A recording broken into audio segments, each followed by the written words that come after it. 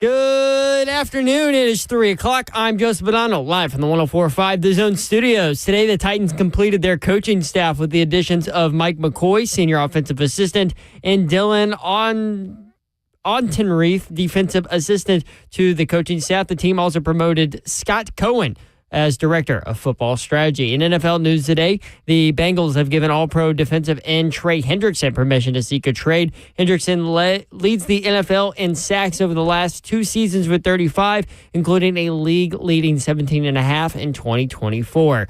Hendrickson put out a statement saying, "It's been an honor and a privilege to represent Cincinnati over the last 4 years. I love this city and organization. I appreciate the privilege of now being allowed to explore my options." Also, the Tennessee Lady Vols SEC tournament run came to an end this morning after an 84-76 loss to Vanderbilt. First time Tennessee has lost to Vandy twice in one season. The Commodores will face off against number 1 South Carolina tomorrow at 11 a.m. on ESPN. For your foundation repair and waterproofing needs, you need to visit USSTN.com. Breaking news at once on your home, the Titans and Vols. This is 104.5 The Zone.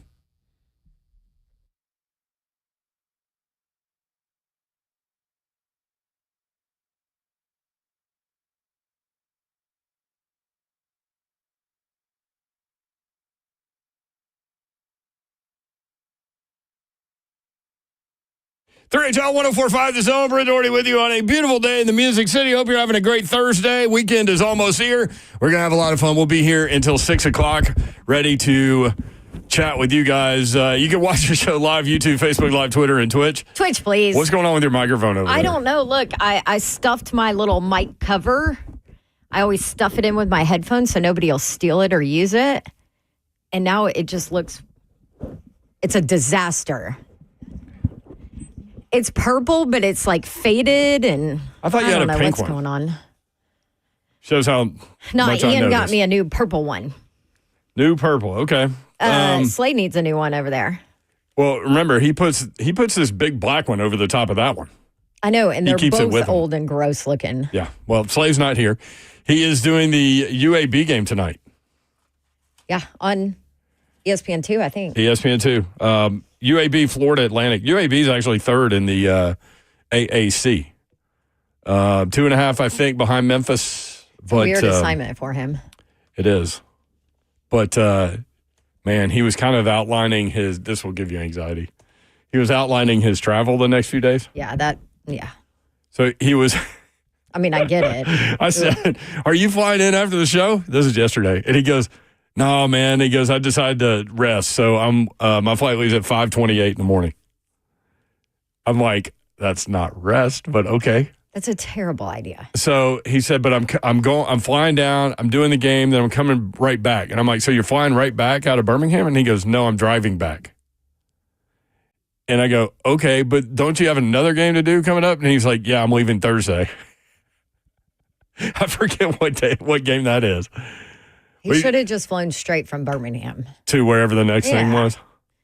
I got to teach him the ways. It was giving me anxiety listening to him roll through that. But I don't even remember it all because I think I just had to, like, my body tuned it out. Yeah. So Slay, you do you, bro. But he'll be on ESPN2 tonight at 6, Florida Atlantic and UAB. So that'll be fun. We are looking forward to that. Zeph Dog is the producer of 3HO. What's up? What up? Good to have you, Zeph. Davenport sent a text right before the show started that kind of confused me because I thought we had talked about this morning. But then I realized that I didn't text the group because it was like 6 in the morning, and I just texted Zeph. So Zeph. It was just me and Zeph. I was awake. He was awake, but it said that your notifications were off. Oh, I don't do that. It said it on my phone that your notifications were off. I don't put my phone on Do Not Disturb, so that's weird. Huh, maybe it's just you. Maybe he just has you. Well, he answered right back, which was weird to me. But so we had a nice little conversation about some stuff, and including and didn't include me. Did you want to be included at 6 in the morning? I mean, I'm up by 7, so it's not that. Y'all want to hear what happened to me last night? What happened, Zeph? I was watching this Tennessee game. Tennessee and Ole Miss. At halftime, right? Tennessee was leading at halftime. By 5. I fell asleep during the halftime show. I woke up to Tennessee losing. Yeah. Like right as they lost? Like right after. Oh, right after. Like right after the game. And I was like, what in the world did I was like, what happened? So I pull out my phone, I check, and I see Igor Milicic missed the layup at the rim to tie it. I was like, what? I think he was surprised that he got such a clean look at the end. There was nobody within 10 feet of him. His reaction after that, it was such a great play because he like faked to the right and then Ziegler hit him going left and he had a wide open shot at the rim and he just put it off the front of the rim and missed. And man, he threw his fist in the air like violently. He was pissed. But I started to think about how crazy basketball is. I couldn't. Look, from an ability and knowledge standpoint, there's no way I'm going to be a college football coach or a college basketball coach, but I could handle the mentality of the college football game because it's slower, right? Basketball, man, there's so many ups and downs. With like the Lady Vols today were down 11, they scored 6 points in 12 seconds or something and got within 5. And then still lose. They still lose, but by the way, did you know that they lost to Vandy twice? If I have to see that stat one more time. Go listen to my update because I did put it in my update. Well, you have to. It's an amazing stat. It is. But, like, Babs immediately puts in our chat, like, the final score. And I'm like, yeah, we just went through 2 hours of this. Like, I'm well aware of what just happened. But, no, basketball. Could y'all handle basketball, the ups and downs of basketball? I think you have to be a crazy person. Well, as a coach? The emotional swings, that happen so quickly. You want to talk about that? Igor Milicic hit that and 1-3 to tie it. But miss a wide open layup. But misses the layup to tie it again. Here's what I immediately thought of. I immediately thought of the last 2 games Tennessee played, and both were decided at the buzzer. One was a shot from the E, right, in Tennessee, near midcourt. One dribble in front of midcourt. And they win and hit that shot. The next game, they lose on a missed layup open. How crazy is basketball? From one of their better at-the-rim scorers. I had a buddy text me as I was walking out yesterday. He's like, you going to bet on this Vols game? And I'm like, hell no. I don't bet on basketball. Have you watched basketball this year? Oh, it's crazy. Basketball's on crack this year. I mean, the tournament is going to be crazy. Nuts. Now, it may come down to Auburn and Duke or, Houston. Right. It may come down to the handful of teams that are up there. Mm-hmm. But, yeah, I mean, going in, like, first, second round, Sweet 16, it's going to be crazy, crazy times.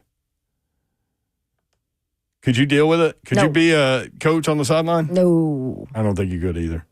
Nope. I think you could do some damage. I'd have to up my anxiety medicine. Right? I think you could do some damage as a football coach. Because you don't take no crap. Yeah. And you actually have some time to think and plot out what you're about to do and say. Right. Right. But I'll be honest with you, I couldn't do any of this nowadays with NIL and transfer portal in college. I'm not even talking about that part of it. Because you never even know what your roster is going to be. Oh, yeah. I mean, what's the Tennessee roster next year? Who the hell knows? Nobody knows. It's like us. What the hell? It's 3HL. Zeph, by the way, can we get some shirts made? Shirts. What the hell? What the hell? It's 3HL. Would Johnny the Poet have to sign off on that? Are we going to have to pay Johnny the Poet? Well, we can't. So if that's the case, then the shirts don't happen. No. Well, yeah. So not to put it all on you, Johnny the Poet, but it's all on you, Johnny. Yeah, we're not paying licensing rights here. We'll send you some free shirts. Yeah. Zeph, which would work better for you? Because, like, you demonstrate all kinds of personality types. Like, you've got a Cracker Barrel, Zeph, where you don't take any crap from anybody and you start yelling at people. You've got this thing where you're a little more passive-aggressive, but you do find your shots. Like, football. Passive-aggressive is such a great way to describe him. Right? Football or basketball? Would you handle the sideline better? Probably, I want to say football. Because it's like... I think it takes a special person on basketball. I really do. Because you got to get calm. Because in basketball, you got to calm down. You got to stay calm. You got to calm down quickly. In football, you can stay kind of pumped up and energetic because that's what football needs. Yeah. Who's your guy at SMU? What, the head football coach? Yeah. Coach Lashley? Lashley always looks like his head's about to pop off his shoulders. Yeah. Will Muschamp. He's like kind of a redhead too, so he is like fiery. Yeah. Muschamp was the same way. Oh my gosh, Muschamp. You were waiting for his veins to like bust out of his. Yeah, because his face would turn bright red. Yeah. and it would stay that way for a while. Yeah. I need to be. My best would be baseball. That's honestly. what I was about to say. I'd be baseball. One, because you're hidden. You're in the dugout. It's so much more of a thinking man thing, too. And don't get offended, basketball guy or baseball or football guy. I'm just saying. It's much slower. You have moving. much more time to play chess, like to think 2 moves ahead. Right. In my opinion. Also, when it comes to like your emotions, like one, you're hidden in the dugout, so you can like go down there and blow up and then come back and look like nothing happened. Or two, if you want to go make a scene, you just go out on the field, start screaming at an umpire, start kicking dirt on the plate or something. Yeah. I don't know. I wasn't anticipating that discussion, but I think it's interesting when you look at your own personality and like which sideline would you or dugout would you be better in. Maybe you guys are NHL guys. I don't know. Okay. That one's moving really fast. Plus all the line changes. I don't have the mental capacity to keep up with all that. Yeah. Now, okay, back to the Tennessee game. Vols fans concerned at all that that's how you end the road season? Which one? The Tennessee. Men or women? Oh, men. Oh. I mean, I don't women think so at all. absolutely should be concerned. We talked about yesterday. Slide. I asked Slay yesterday, is there a concern going to Ole Miss coming off that emotional win against Alabama? He goes, no, the concern is you're going to Ole Miss and they're a good team. Just matter of fact. Okay. I mean, they're what, 23 and... Well, what's their record? 23-9? I don't know. Yeah. They're 5-3 at home now because they were 7-9 though, right? In the SEC. In the SEC. I know you can butt me, but I'm just saying. SEC. Tennessee should beat them. Tennessee should have beaten them, yep. And they could have. They had a chance. They just didn't. I mean, Also gave up a rebound you on a want to know what Rick 3v1. Barnes said? Tennessee gave up 6 and 1s. 6. Rick Barnes said, we play like we were, and he paused, and he goes, that's soft, honestly. He said, that's being soft. That's you not really trying to go in and make plays on the ball. And, I mean, they got their brakes beat off them, like literally on the boards and everything. Like, Ole Miss is not a good rebounding team. They out-rebounded Tennessee. Oh, Yeah, Ole Miss is now 10-7, so they were 9-7 in the SEC. They've been ranked most of the year. Yep. I mean, the play that gave them the lead to win the game, it was a 3v1, three Tennessee jerseys, one Ole Miss jersey. Who came up with the rebound and put back to take the lead? Brakefield. Brakefield had 19 points in the last 11 minutes of the game. Oof. Akpara could not defend him. Once they figured that out, they just gave the ball to Brakefield on the perimeter, and he drove. And then they put Meshack on him, and Meshack couldn't defend him because he would put his back to the basket and then just back him down. Literally, they won that game because they discovered the mismatch with Brakefield. I'm really upset that props to I them. fell asleep at halftime and woke up to a loss. That's got to be a top 5 worst way of finding out a score. Worst way to wake up? No, the worst way is when you text before I see it happen. That's why I said top 5, not number 1. Because for whatever reason, you're always like 5 seconds ahead of all of us. I pay for that premium package. Is that what it TV. is? 615-737-1045. The Seahawks have given star wide receiver DK Metcalf the opportunity to explore a trade. We'll take a look at some recent trades for 27, 28-year-old wide receivers. Spotrac.com has some of those listed. They won a first and a third. He's going to command a pretty penny. I'm not saying the Titans need to go that direction because I don't think they do and I don't think they will, but I do think it's interesting when you're looking at the wide receiver market and what it is. 615-737-1045.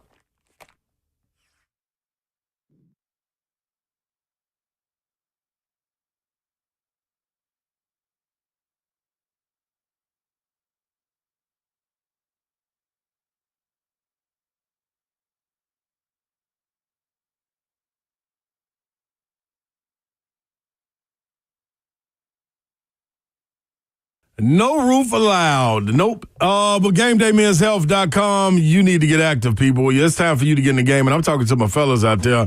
If you have an opportunity to get to GameDayMen'sHealth.com. All you got to do is call 615-898-9367. See how I took the excuse right out of it? You don't have to get there. You can just call or text 615-898-9367. Did you know that half of all the men would struggle with erectile dysfunction at some point in their lives? I'm talking about half of them. That doesn't have to be your normal, though. Nope. This is where Game Day Men's Health comes in. ED issues can be caused by any number of things. Could be testosterone, could be something else. Bottom line, you don't know until you go see Game Day. You got 2 different locations to go to, Green Hills or Hendersonville. Grab your phone, go to GameDayMen'sHealth.com. Top of the page, click Book Appointment. Pull up to one of those 2 locations. Name, phone number, and email address is all you need. That's it. Someone from Game Day will hit you up. In 15 minutes, you'll get your lab results back. You'll meet with a medical expert, and boom, you're ready to get to it. 615-898-9367 is the number. Get in the game today with GameDayMen'sHealth.com.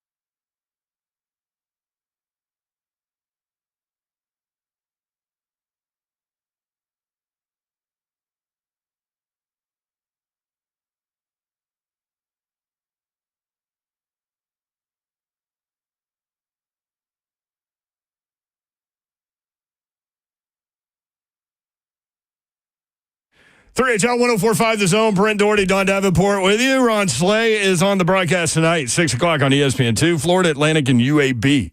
You can check him out there if you want to watch the show live, YouTube, Facebook Live, Twitter, and Twitch. Twitch, please. People giving you crap about, we worried about Auburn since they also lost. What was my response? The same one I gave you when you were upset that they lost the other day. It's true. You've only lost 3 times all year. I mean. We'll be all right. Uh-oh.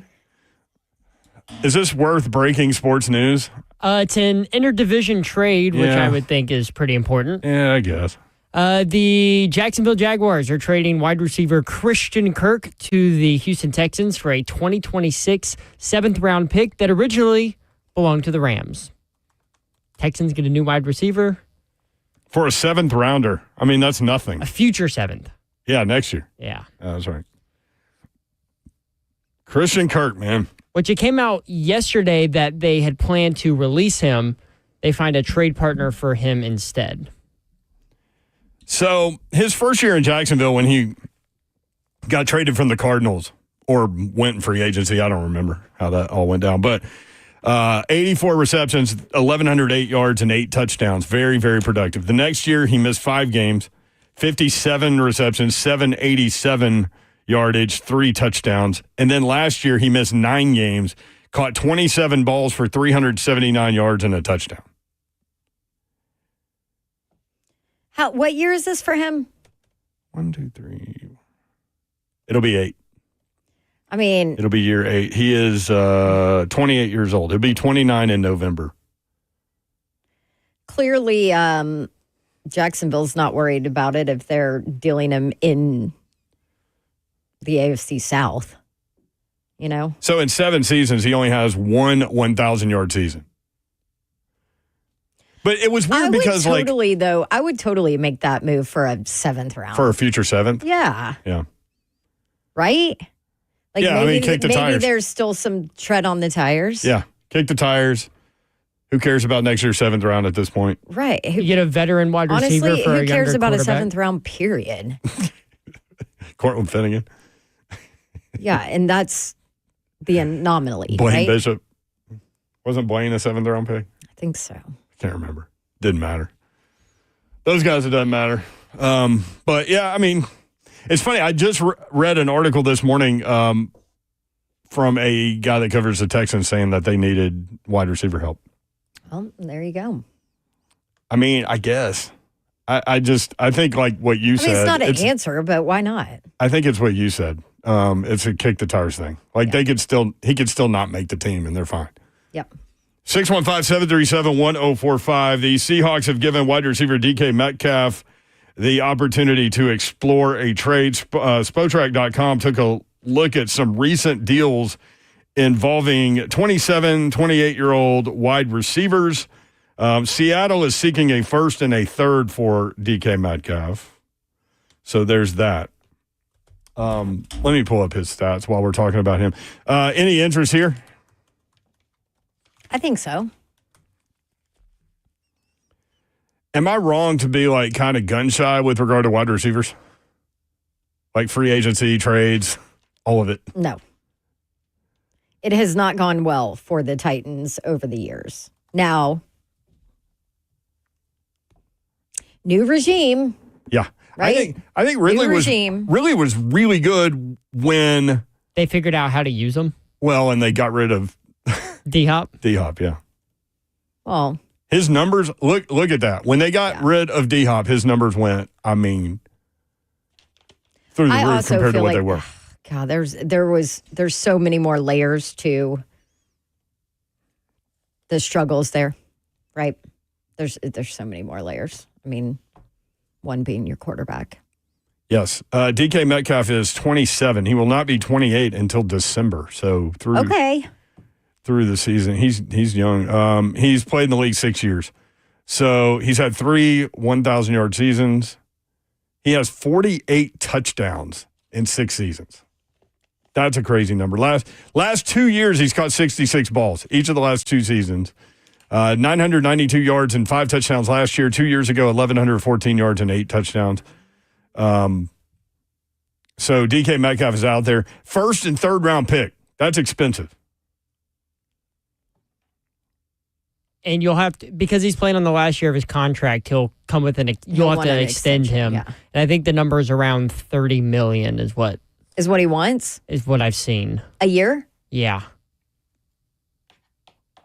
Here are some of the other deals. So if you're the Titans, is your team going to be in a position to where you're ready for that? No. I would rather go Zeph's route with Hendrickson coming out of Cincinnati than I would DK Metcalf. Yeah. Wouldn't you guys? Yeah. Trey Hendrickson would be cheaper.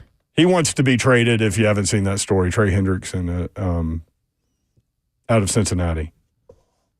His numbers the last 2 years are leads the NFL ridiculous. in sacks with 35 over the last 2 seasons. Led him last year with 17.5. All-Pro nod last year as well. He's only 30 years old, so, I mean... Younger? He's not... No, not younger. He's not young, but it's Cheaper. not like the end of his...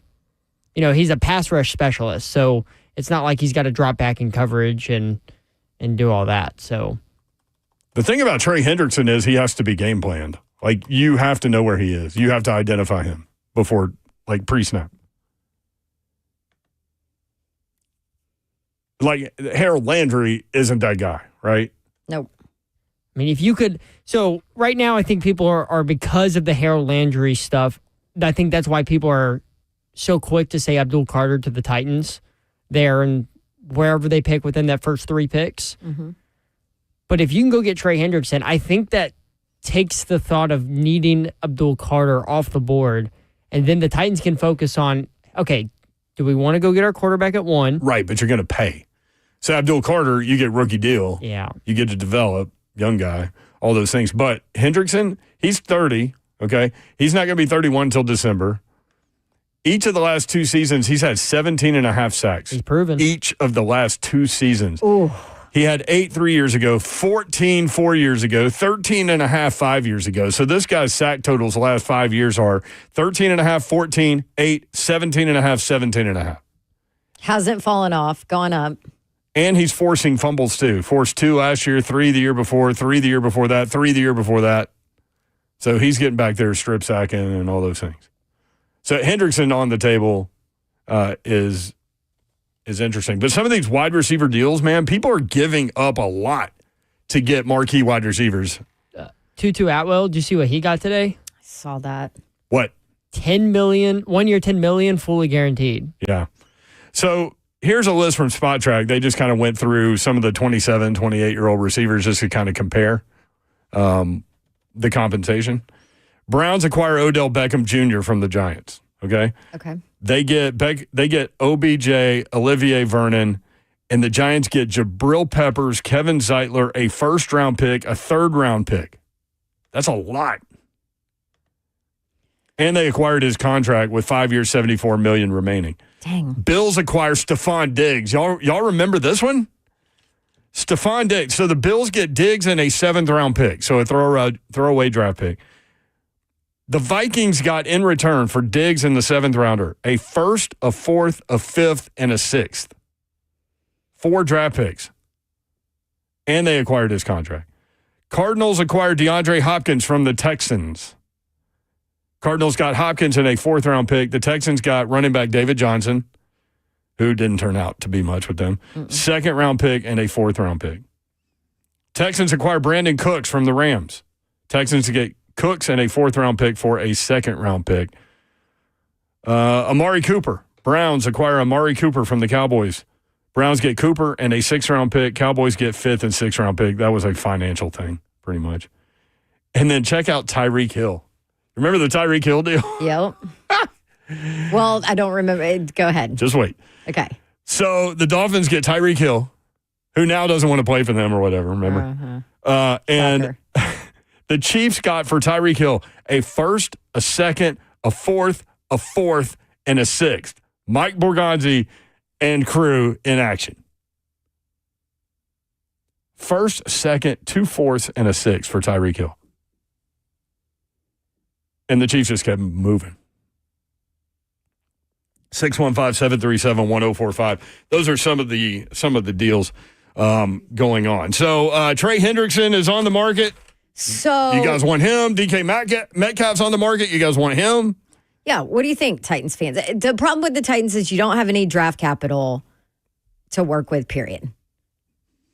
Not a lot. You got the number 1 overall pick, but no third-round pick.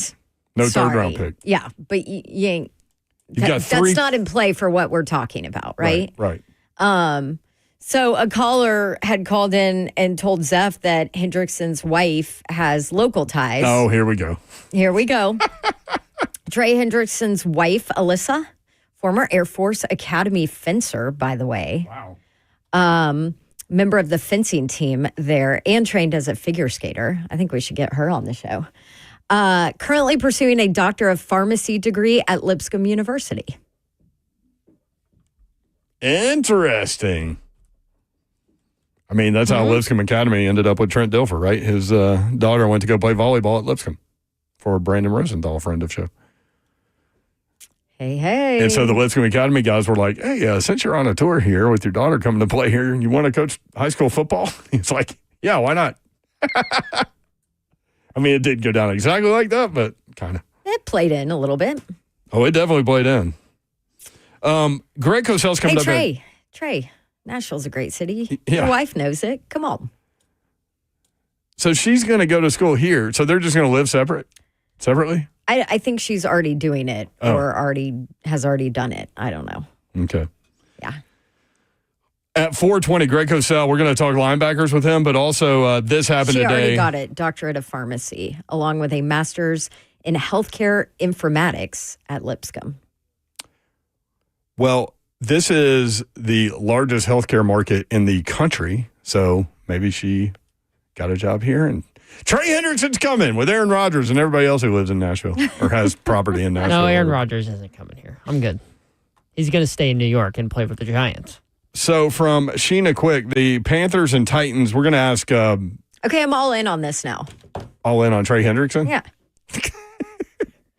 And it gets the Titans the heck away from Abdul Carter. Okay.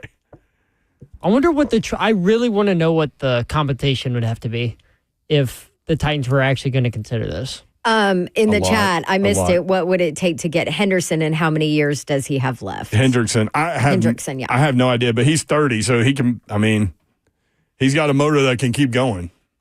So, and again, he had 17 and a half sacks each of the last 2 years, so he's still rolling, this guy.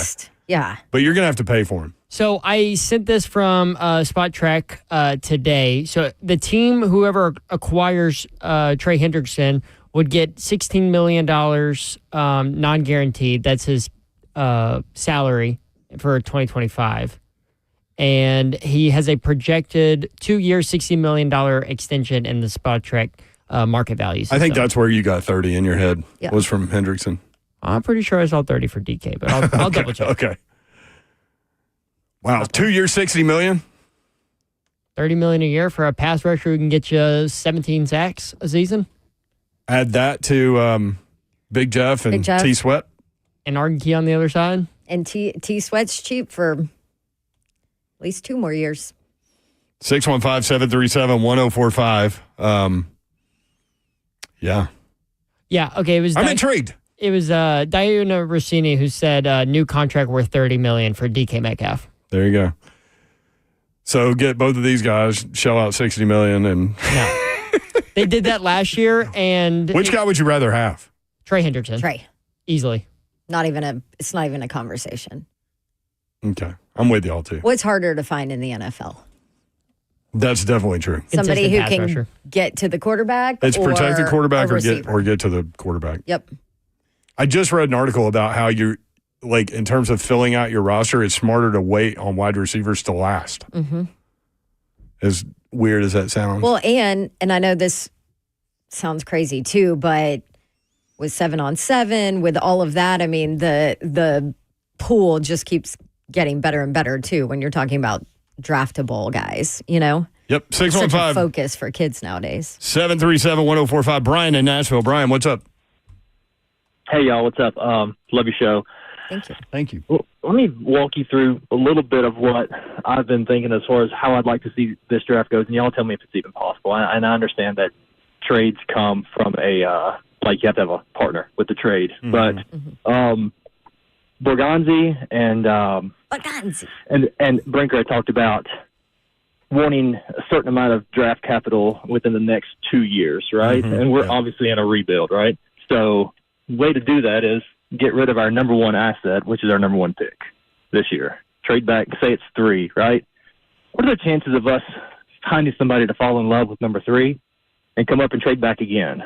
We'd get capital for trading out of 1, and then we'd get capital for trading out of 3, moving back to whoever falls in love with whoever's at 3. So we've discussed that very idea, actually. Several times, so we're not against that idea. And I keep going back and forth on Cam Ward, so I'm just gonna have to trust those dudes to evaluate him. And he's supposed to be in town this week, and they'll have a better picture of him and Shedeur after spending more than a day with each of those guys before free agency starts next week. So I think then we'll be able to kind of tell what the Titans are doing. So I go back and forth with Cam Ward, number 1, or trade back. And in your scenario, if you could play that out that way to trade back to 3 for the Giants to get the quarterback and pick up, I think yesterday it was said a 2nd-round pick and an early 3rd-day pick, which would be a 4th-round pick, and then maybe a future 26. But then also trade from 3 back to whatever. I think that's a great idea if you can make that happen.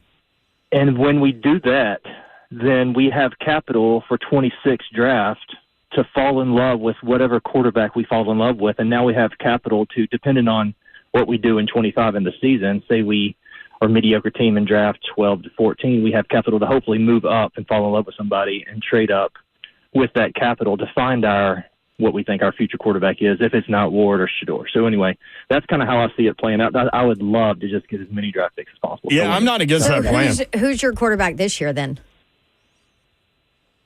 XYZ free agent that we signed to get through in a rebuilding year, because with the foundation that we have to build on this team, I just don't. I mean, what about Danny Dimes, or roll it back with Will Levis? I don't love to roll it back with Will Levis. I like a change of atmosphere for somebody at quarterback there, but with all that we need, obviously, in this rebuilding phase, if we don't fall in love with one of these 2 quarterbacks, then I'm fine with rolling XYZ quarterback out there and then building on that for next year and taking a 2-year span to build total foundation of this team through many, many draft picks. Hopefully trusting this organization to go through and pick just the right people. And then we find our quarterback next year and roll with it when we have a good offensive line, hopefully, right? Like, we're going to rebuild that this year. Hopefully it'll be better. It'll be better this year regardless. It's got to be better, right? Like, weapons around for a quarterback. Brian, it can always get worse. Yeah, we've actually said that, Brian. Like I try to hit Babs with that every year, and every year she says it could get worse. I'm like, y'all. Yeah, no. It could always get worse. No one's denying that. But if we build capital, that's just how I see this playing out. I would love for that scenario to take place, just because I want as many draft picks as possible. I think this is a 2-year rebuild. If they're not in love with these quarterbacks and they want to trade out of that, I'd love to trade out twice, build more capital, and then find somebody next year that we can have that draft capital for and use that to trade up to find somebody. Thank you, Brian. Once we have a solid foundation. Thanks, y'all. Appreciate it, man. 615-737-1045. In theory, it sounds awesome. If you could trade back twice, would you do it? That is a lot of draft capital if you could pull that off. I mean, and then you pick 7th. Let's say. I go back every time to your number 1. If you legit don't think that Cam Ward or Shedeur, I'll go with Cam, is an NFL quarterback that can be your franchise guy, then that's great. You trade back. You do whatever you can. But you will not be in this position again, most likely. You will not have the opportunity. And, okay, you get all this draft capital, so you can utilize it to move up and get a quarterback next year for the draft. Well, guess what? You have to have a willing participant. Right. Who's so at the 1, most likely 2, or 3 to be able to move up and get that guy. The most likely scenario would be the Giants wanting to get up to get Cam Ward. Then what happens if then you're sitting at 3. What happens if the Browns try to fill the Myles Garrett piece with Abdul Carter? Mm-hmm. And so Shador's still sitting there. Then the Raiders at that point want to get up to 3 to get the quarterback, and then you move down to 7 and you acquire all kinds of picks. Something to think about. We'll talk more about it at 4 o'clock. When we come back, there's some really cool events coming to National Sports Council involved in one of them. We'll talk with Anders Nelson, Vanderbilt volleyball coach. Next, 3HL 1045 The Zone.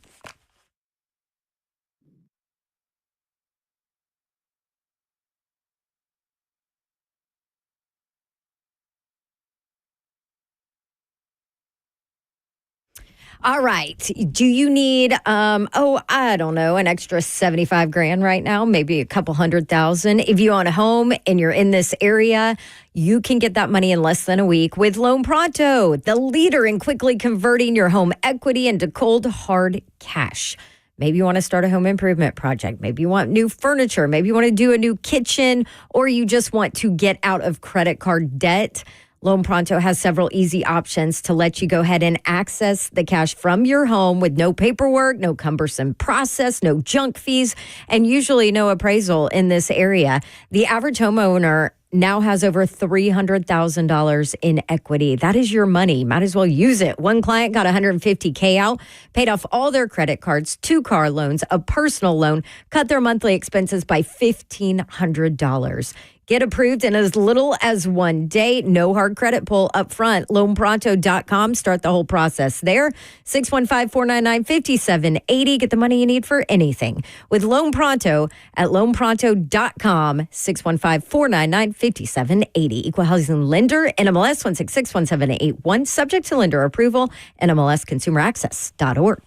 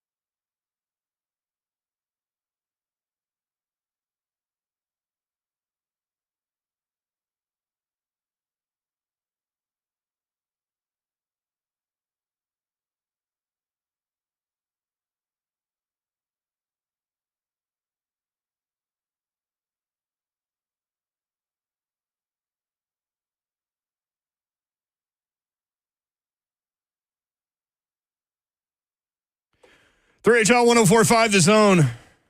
Between me and Babs, we've seen Dave Matthews, 40 times? And I've seen him like 6. How many times? Like 40? How many times have you seen him? I can't remember what my number is. Like It's 30-something, isn't it? 38, 37, or 38. As I've gotten older and had a kid, I don't get to go as often, but Pretty cool how that band was formed in Charlottesville, Virginia, at the University of Virginia. And all these, like Dave's playing at one place, and then he's going around to some of the other establishments and finds all these other, well, it turns out to be his bandmates. Like, he just put the band together from guys that were playing in that area. Kind of like Matchbox 20. Doing it. Matchbox 20 was the same way, but it was in Buckhead in Atlanta. Yeah. But that band was put together by someone else, like a producer type guy. Dave Matthews just handpicked his dudes. Just rocking it. Yep, 615-737-1045. Professor at Vandy. Is that right? Yeah.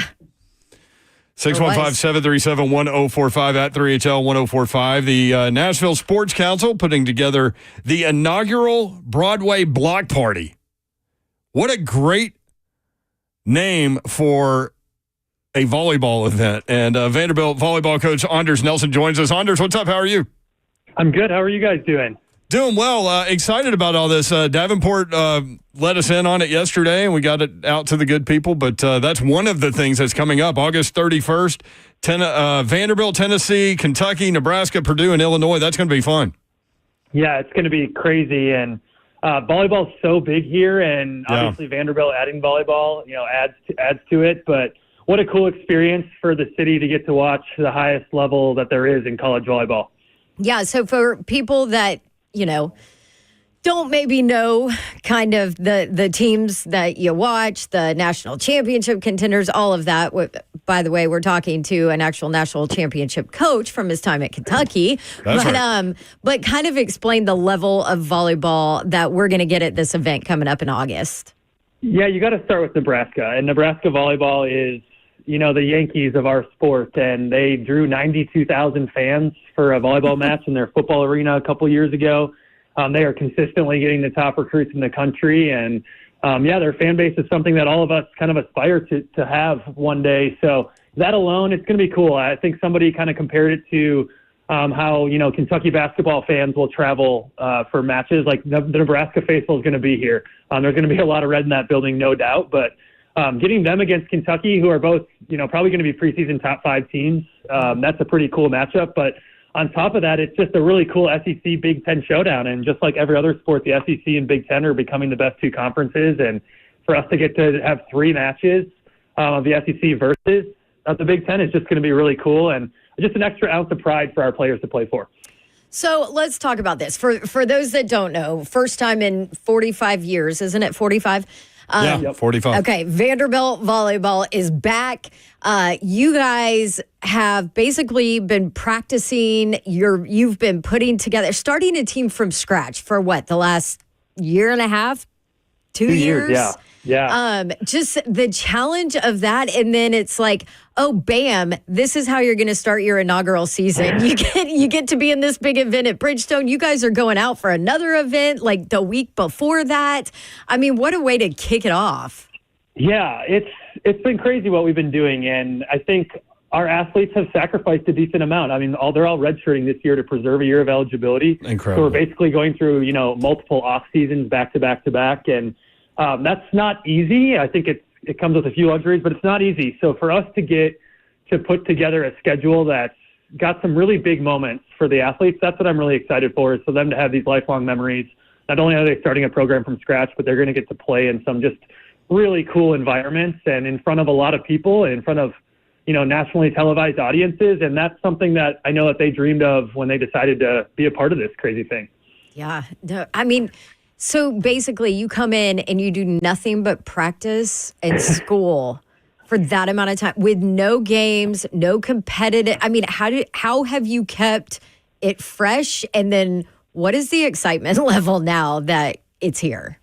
Yeah, we need to play somebody else, Don. I'll tell you that. Like, we are to the point where I'm like, can we get a freaking common enemy out of this so we can all hate somebody else for a second? So that's the first thing, is that we're just so excited to not compete against ourselves. And like I told the team, like, we've earned the right to just go have a blast tomorrow night when we get to play this exhibition against Tennessee.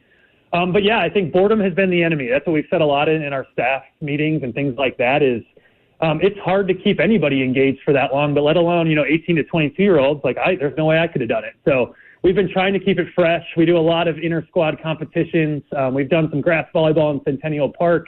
I give them Fridays off for the most part just because I don't want them coming to the gym and dreading it. And it's easy to get into a rut when you're doing the same thing for, 8-9 months in a row. Yeah. Anders Nelson, Vanderbilt volleyball coach, Vandy playing Tennessee in an exhibition tomorrow at Brentwood High School.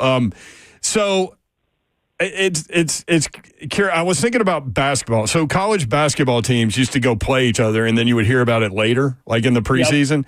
Yep. Did you ever have an opportunity to go do that?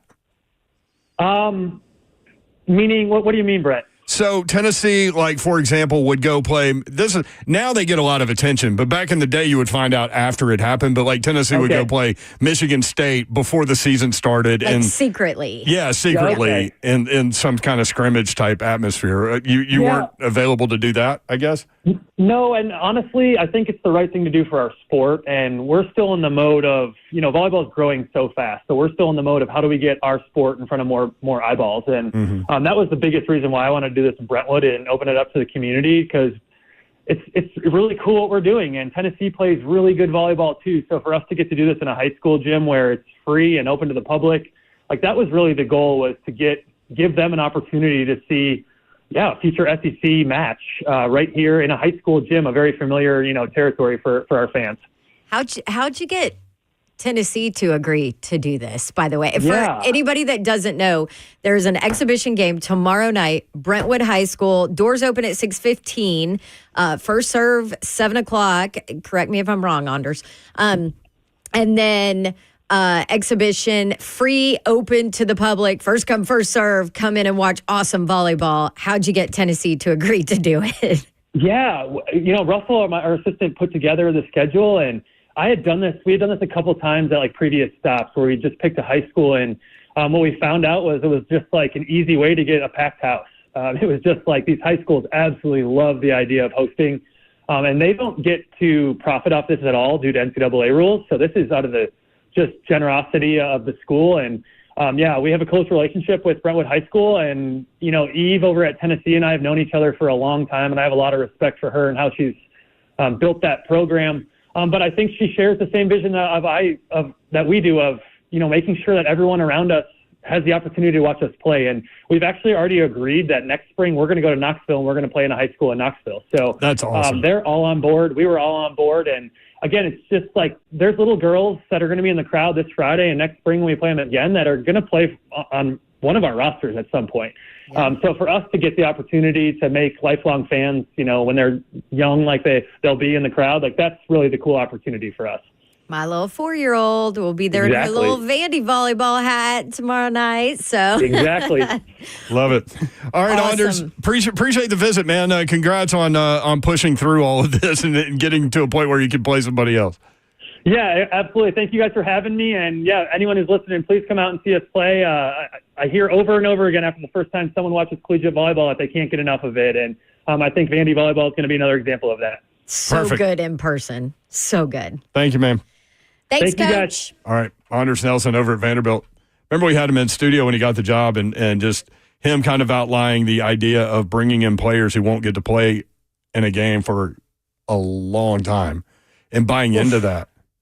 And I read where he had 10 players in the fall, and he said, we got 5 more in the spring, so now we have enough to play 6-on-6. And I was like, wow, I didn't even think about that. Yeah.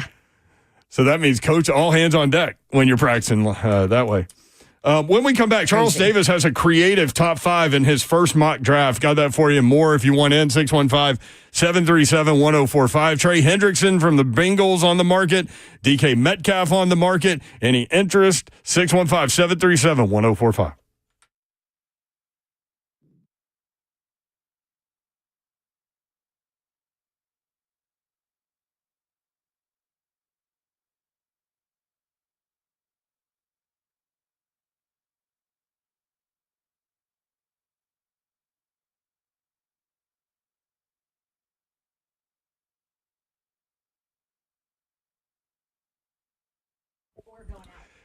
Brentwood Jewelry, I want to tell you about my friends over there. You need gifting responsibility help throughout the course of the year. These are your guys, the Imamali family. They are awesome people. Just go on in and get to know them. 7012 Church Street in the heart of Brentwood, just off Franklin Road. BrentwoodJewelry.com is the website. You see all of the products they have going on over at Brentwood Jewelry right there.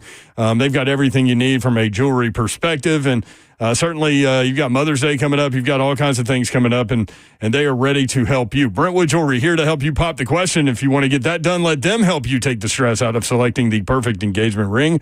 They can help you find a beautiful ring in your ideal budget. Browse their incredible selection of one-of-a-kind rings, or talk with their custom design specialist to create a stunning ring as remarkable as your loved one. If you haven't already heard, Nashville's premier timepiece dealer is Brentwood Jewelry. Not only do they have the best selection of watches, but they're also the go-to spot for pre-owned Rolexes, vintage current models.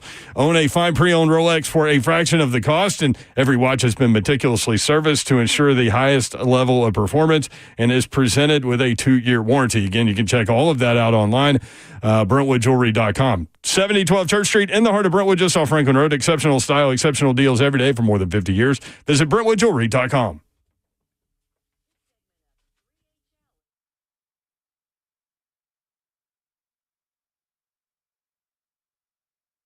We've got the trucks, all the trims, all the towing, all the bells and whistles, and all at Truck Month Savings. Two Rivers Ford is Ford Truck Central.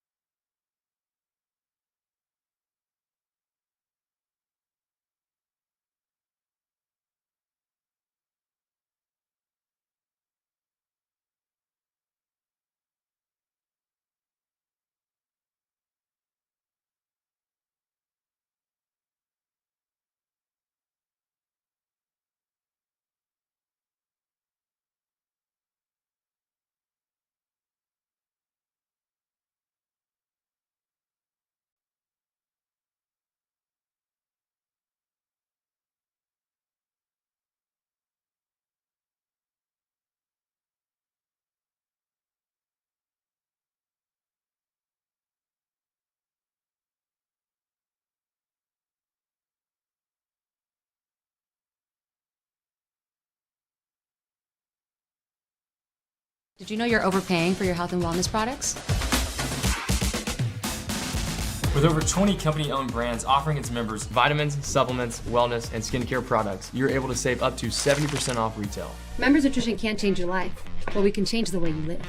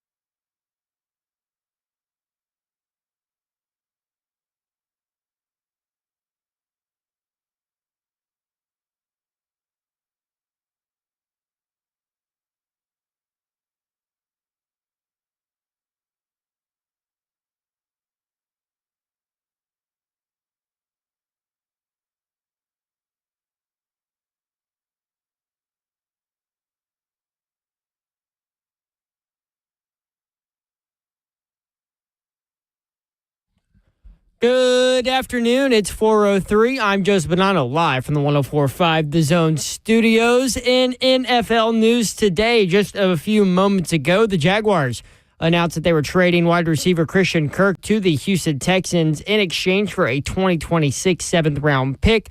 The AFC South Interdivision trade will be official on March 12th when the new league year begins. The Bengals today have given all-pro defensive end Trey Hendrickson permission to seek a trade. Hendrickson leads the NFL in sacks over the last 2 seasons with 35, includes 17.5 in 2024, and an all-pro nod. It's been an honor and privilege to represent Cincinnati over the last 4 years, said Hendrickson.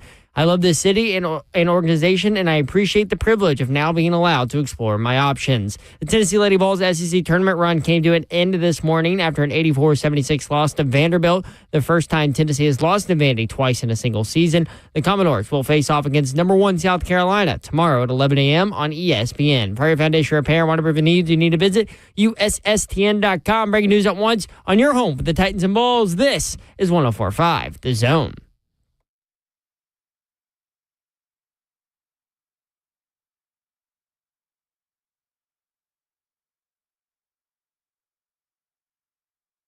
HL 104.5 The Zone. Brent Doherty with you on a beautiful day in the Music City. You can watch the show live, YouTube, Facebook Live, Twitter, and Twitch. Twitch, please. There she is. She's Babsy Davenport. Hi, peeps. What up, Babsy? What up? Happy Thursday. So, Ole Miss slides past number 4 Tennessee 78-76. We can talk about that. Florida won at Alabama 99-94. Oklahoma got a much-needed win last night. Lady Vols fall to the Commodores today in the SEC tournament. So Vanderbilt gets South Carolina in the semis.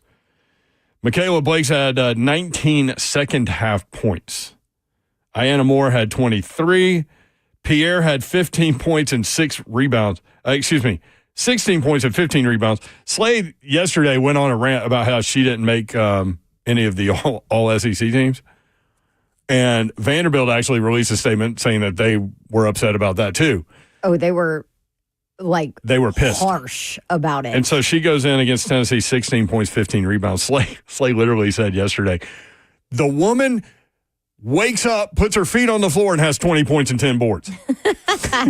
And man, Vanderbilt played well today. Vanderbilt and the Lady Vols have played multiple times in 35 seasons in the same season. Vanderbilt had never beaten the Lady Vols twice in the same season until now.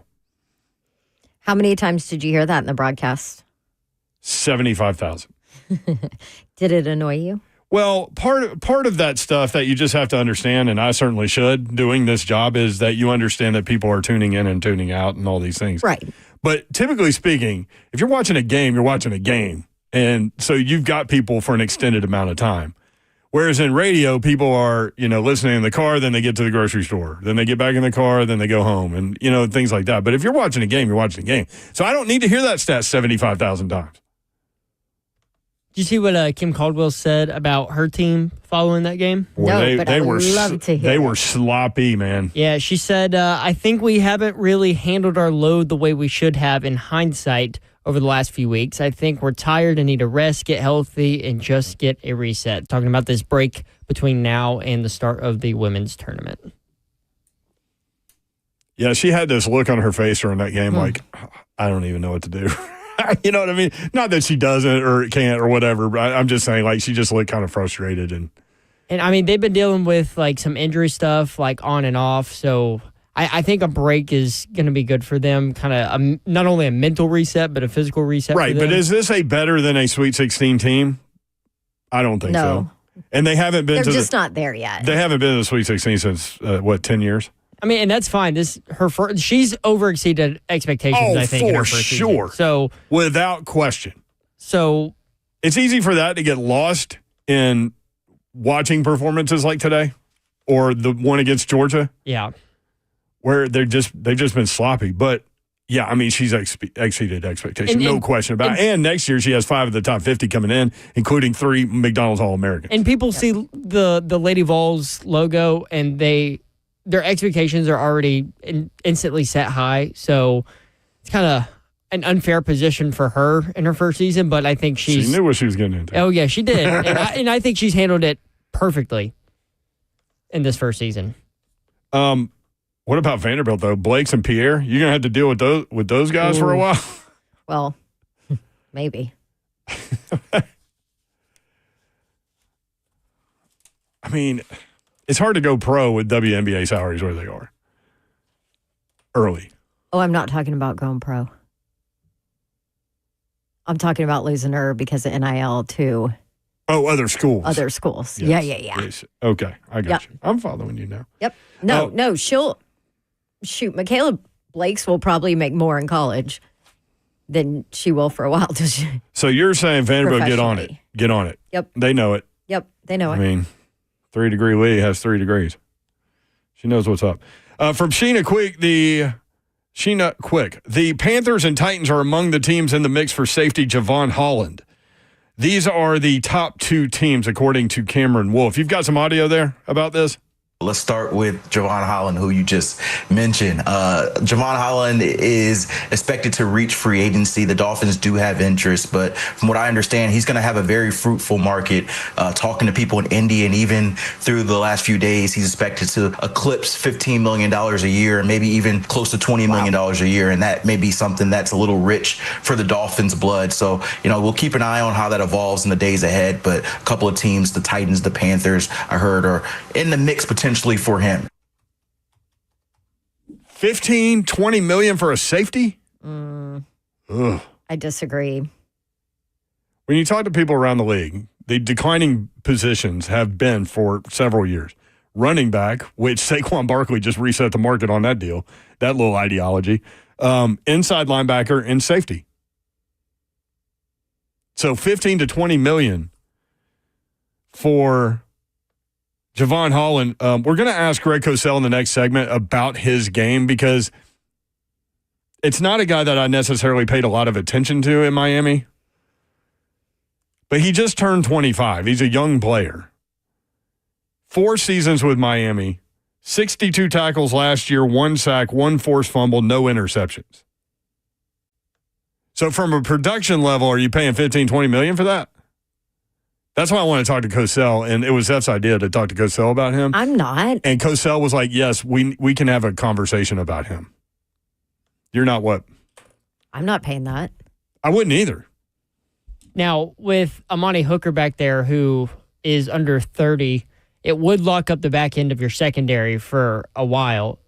Now, if they went and they extended Amani Hooker, kind of got his cap number down a little bit and locked him in for a couple more years, wouldn't have to worry, because right now that second safety position has been a rotating door ever since they traded Kevin Byard. Well, and that's the other thing. So if you pay that guy that much, then Amani Hooker suddenly the second safety, right? At least financially.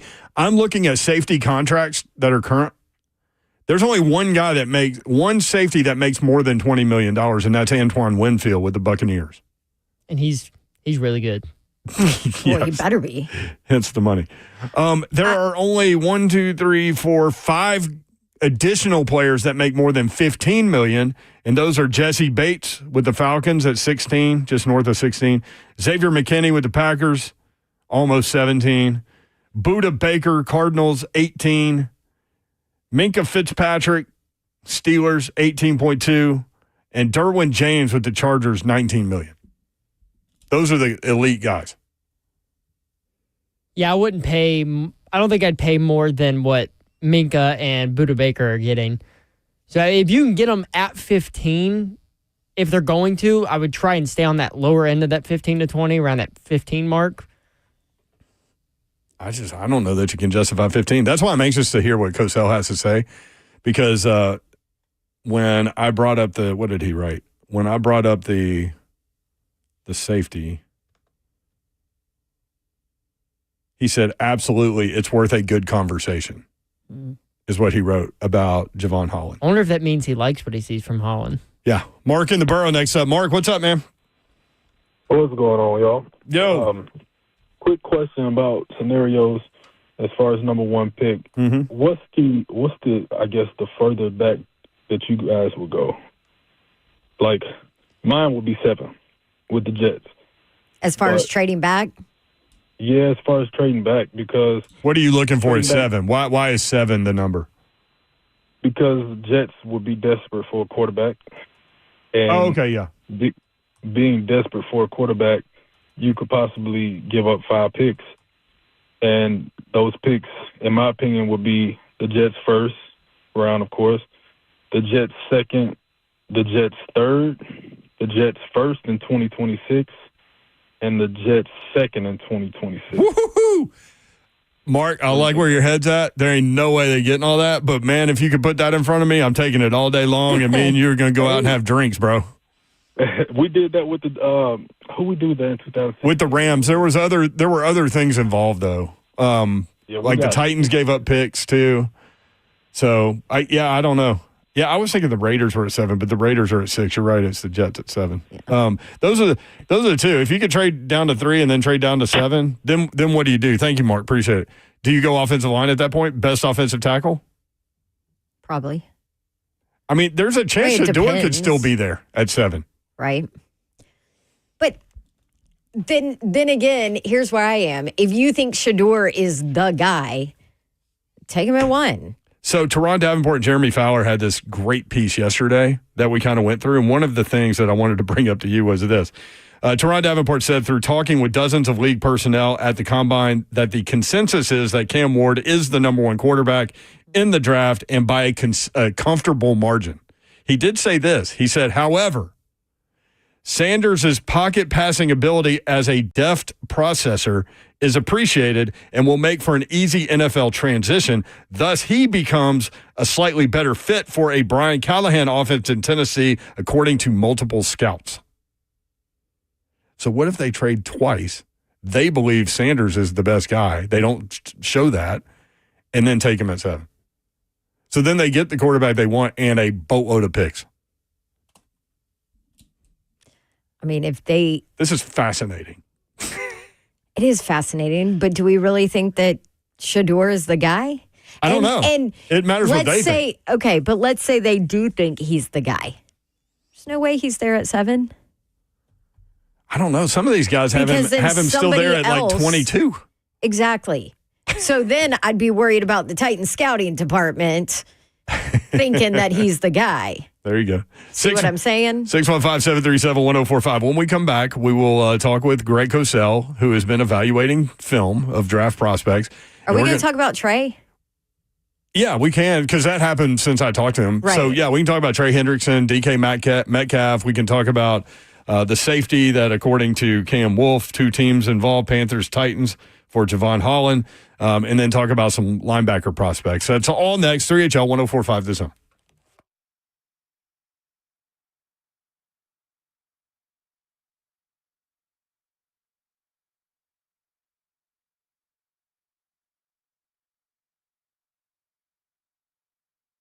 What's happening, y'all? If you grew up in the Nashville area and that little kid is still jumping out of you, you need to hurry up and get over there to Shoney's. I grew up on it. I'm sure some of you guys did too. Some of the favorite things are still right there at Shoney's. They're always fresh, always delicious food, of course, and a spot where I've made great memories together with friends and family, even when I had to make my own lemonade. Yep, that was to get a bowl of lemons and then get some sweet and low and put it in there and stir it up. And yeah, that was my lemonade. But other than that, check out Shoney's All You Care to Eat fresh food bar for breakfast, lunch, and dinner. Or you can order a delicious meal with Shoney's extensive menu. The Shoney's All-American Burger is one of the best burgers in town. That's in my opinion. Now let's talk about the desserts. You know mine, the world-famous hot fudge cake. However, for the non-chocolate lovers, you got strawberry pie. It's phenomenal too. Locations are Clarksville, Dixon, Lebanon, and on Donaldson Pike right here in Nashville. It's Shoney's, always fresh, always delicious. Let's eat.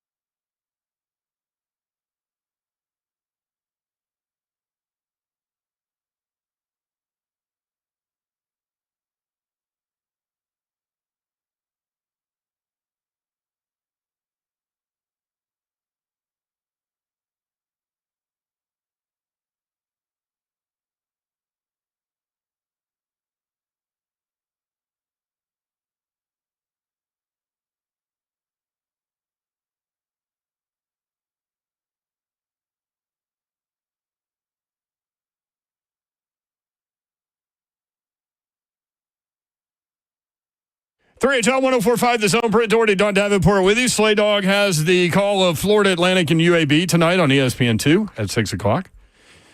You want to talk some film evaluation of football players, Babsy? Yes, I would like Greg Cosell joins us now from NFL Films, among other things. Greg, what's up? How are you? Greg Cosell joins us now. Greg. This is where Slay would go. Yeah. Really?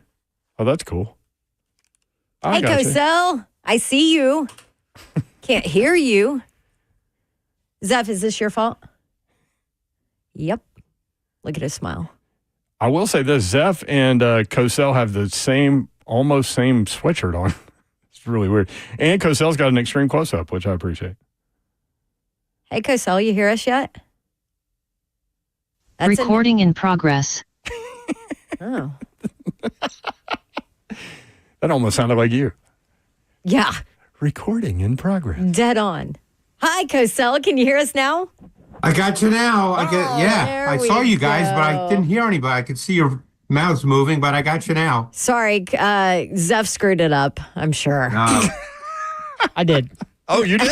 Wow. Accountability. Wow. Look at this. I can't wait to tell Slay about this. I can hear you now. So we're good. Right. I forgot to join the audio. I just joined the video, so that's my fault. That'll do it. All right. Well, hey, that's okay. Hey, Cosell, before we get into some linebackers, some NFL draft prospect linebackers, couple of guys are on the trading block. DK Metcalf has been given the opportunity to seek a trade. Where do you think he is? He's still a young guy and still has some years on him for sure. He's only 27 years old, won't be 28 until December. He is a big guy. He's a big guy. He looks like a freak show and plays like a freak show. What did you see from him this year? He's an interesting guy because he's 6'4"-ish, 230. He clearly can run. He's a vertical dimension. He's a little stiff, so he's not a great route runner, but he's certainly a weapon. I'm sure he feels that if he were to go somewhere else, he could, be in that category of catching 100 balls for 1,500 yards, which hasn't quite worked out in Seattle. I'm sure the way he believes that it should work out. For most teams, he'd be an upgrade. Certainly for a team like the Titans, he'd be a really good complement with a Calvin Ridley. I don't know what the market would bear. Usually it doesn't bear as much as many might think. I mean, we just saw today Christian Kirk get traded. Now, I'm not comparing Kirk and Metcalf. Clearly, Metcalf is a singularly better receiver than Kirk, and Kirk's missed 14, 15 games over the last couple of years. But Kirk got traded to the Houston Texans, as I'm sure you guys saw, for a 7th-round pick. Yeah. So a lot of times, players, we think, oh, my God, if you trade for him, you're going to have to give up a 1 or a 2. It doesn't usually work out that way. So, I'm not good with the trade value, so I don't know. But, the one thing about Metcalf, and this you can't teach, is he's big and he can run and he can get on top of defenses. And that always means something when opposing defensive coordinators have to game plan against you, because there's not one defensive coordinator in this league that wants to get beaten by 50, 60-yard touchdowns over the top. And he can do that. So good compliment. And any evidence of slowing down or anything in his film from last year? No, I don't think he's slowing down. Like I said, he's probably not the most nuanced, subtle, refined route runner in the league, but that's okay. When I say it's okay, I mean it's technically not okay, but I mean he still has many, many other traits that are really, really good. And he's so big, and he's physical, and he can run. So he doesn't fall into that category of the top group in the league. He's not in the Jefferson Chase, A.J. Brown category. But he's probably a notch below that. So he's, again, it would come down because he's still under contract, and I doubt they're going to, first of all, they don't have to trade him. He's under contract, and they're not going to release him outright. So ultimately, it would come down to a trade. Greg Cosell with us from NFL Films. Trey Hendrickson, man, that dude, you want to talk about motor still going, 17.5 sacks last year, 17.5 the previous year. He's 30 years old. He wants out of Cincinnati. What do you see from him? Another guy that has a year left on his contract, grossly underpaid based on the success that he's had at a position that's a premium position where people get paid a lot of money. So I understand his point of view 1,000%. Nothing suggested a year ago that he's slipping, even though he's 30. So again, they don't have to trade him. Who knows how that plays out? I doubt he's going to sit out a season if he's not traded. He's 30 years old. But he's a really good edge pass rusher. Normally plays on the right side of your defensive line. That's where he does all his work. You know, he's exactly, in a sense, when you watch tape of, let's say, college players and you think, okay, how can they succeed in the NFL? And the first thing you look for is, can they win with power? And he wins with power. And that's where you start, because offensive linemen will tell you, particularly offensive tackles, obviously, those are the players he's going against, will tell you that if a guy can beat you with power, it changes the whole dynamic. You know, the guys that can only win with their speed and their dance moves, those guys are easier to block for offensive tackles than the guys that can get right in their chest and beat them with power. So how would he fit in with the big pieces that the Titans have defensively? Well, he would fit in anywhere because he's a terrific edge pass rusher. Right. So if you're playing a 4-man D line, which they're playing, then, you know, he fits. So, you know, I think that he's one of those guys that could pretty much fit anywhere. And he's just a really good player. And he's a tempo setter. He's tough. He's physical. You know, he plays with an edge to him. You know, he's just a really good player that maybe not a lot of people know about and think about because they think about the Myles Garretts, the TJ Watts, and deservedly so. Those guys are obviously great players. But Hendrickson, like you said, Brand, you said 17 plus sacks in each of the last 2 years. That's hard to do. I mean, I have no problem spending other people's money, so I would love to see him next to Big Jeff and Tavondre Sweat. I think that would be a really good defensive line. Well, yeah, again, we'll see because he is under contract. Yeah. You probably saw that Sam Hubbard retired. So, you know, my guess is they're not going to be anxious to trade him unless they feel they're really getting something meaningful in return. And those are the things I don't know. I just don't know about the trade charts and the trade values. And he is 30 years old. Right. So, you know, they don't want to trade him for a 6th-round pick. And I don't know if that's the way it would work. Maybe you get a 2nd-round pick. I don't know. But there's no way the Bengals are going to let him go for you know, a 5th or 6th-round pick unless it gets really nasty. Maybe a player. We'll trade for a player. I guess that could be the case. You normally don't see that, Dawn, but I mean, it's happened before. I mean, what about like a Harold Landry and something else? They're two completely. It would have to be more than just Harold Landry. I know, I said something else. But maybe that could make the something else a little bit smaller. Then one of those draft picks you're talking about. Right. Cosell. Today, Cameron Wolf put out that there are 2 teams leading for Javon Holland, who's a safety in Miami. He said Panthers and Titans are among the teams in the mix and that they are the top 2 teams.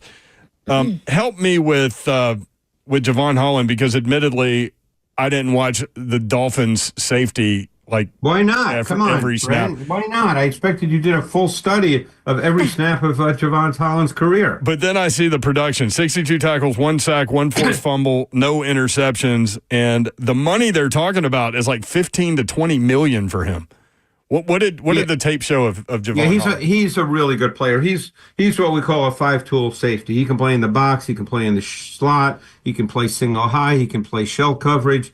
There's only about 4 or 5 5-tool safeties in the league. Probably the 2 best 5-tool safeties in the league are Holland and Minkah Fitzpatrick. So Holland is a great, great player, and he's got a lot of experience in multiple defensive schemes. Probably 3 or 4 in his short career. He's played in a Vic Fangio scheme in 2023, played in a different scheme this year.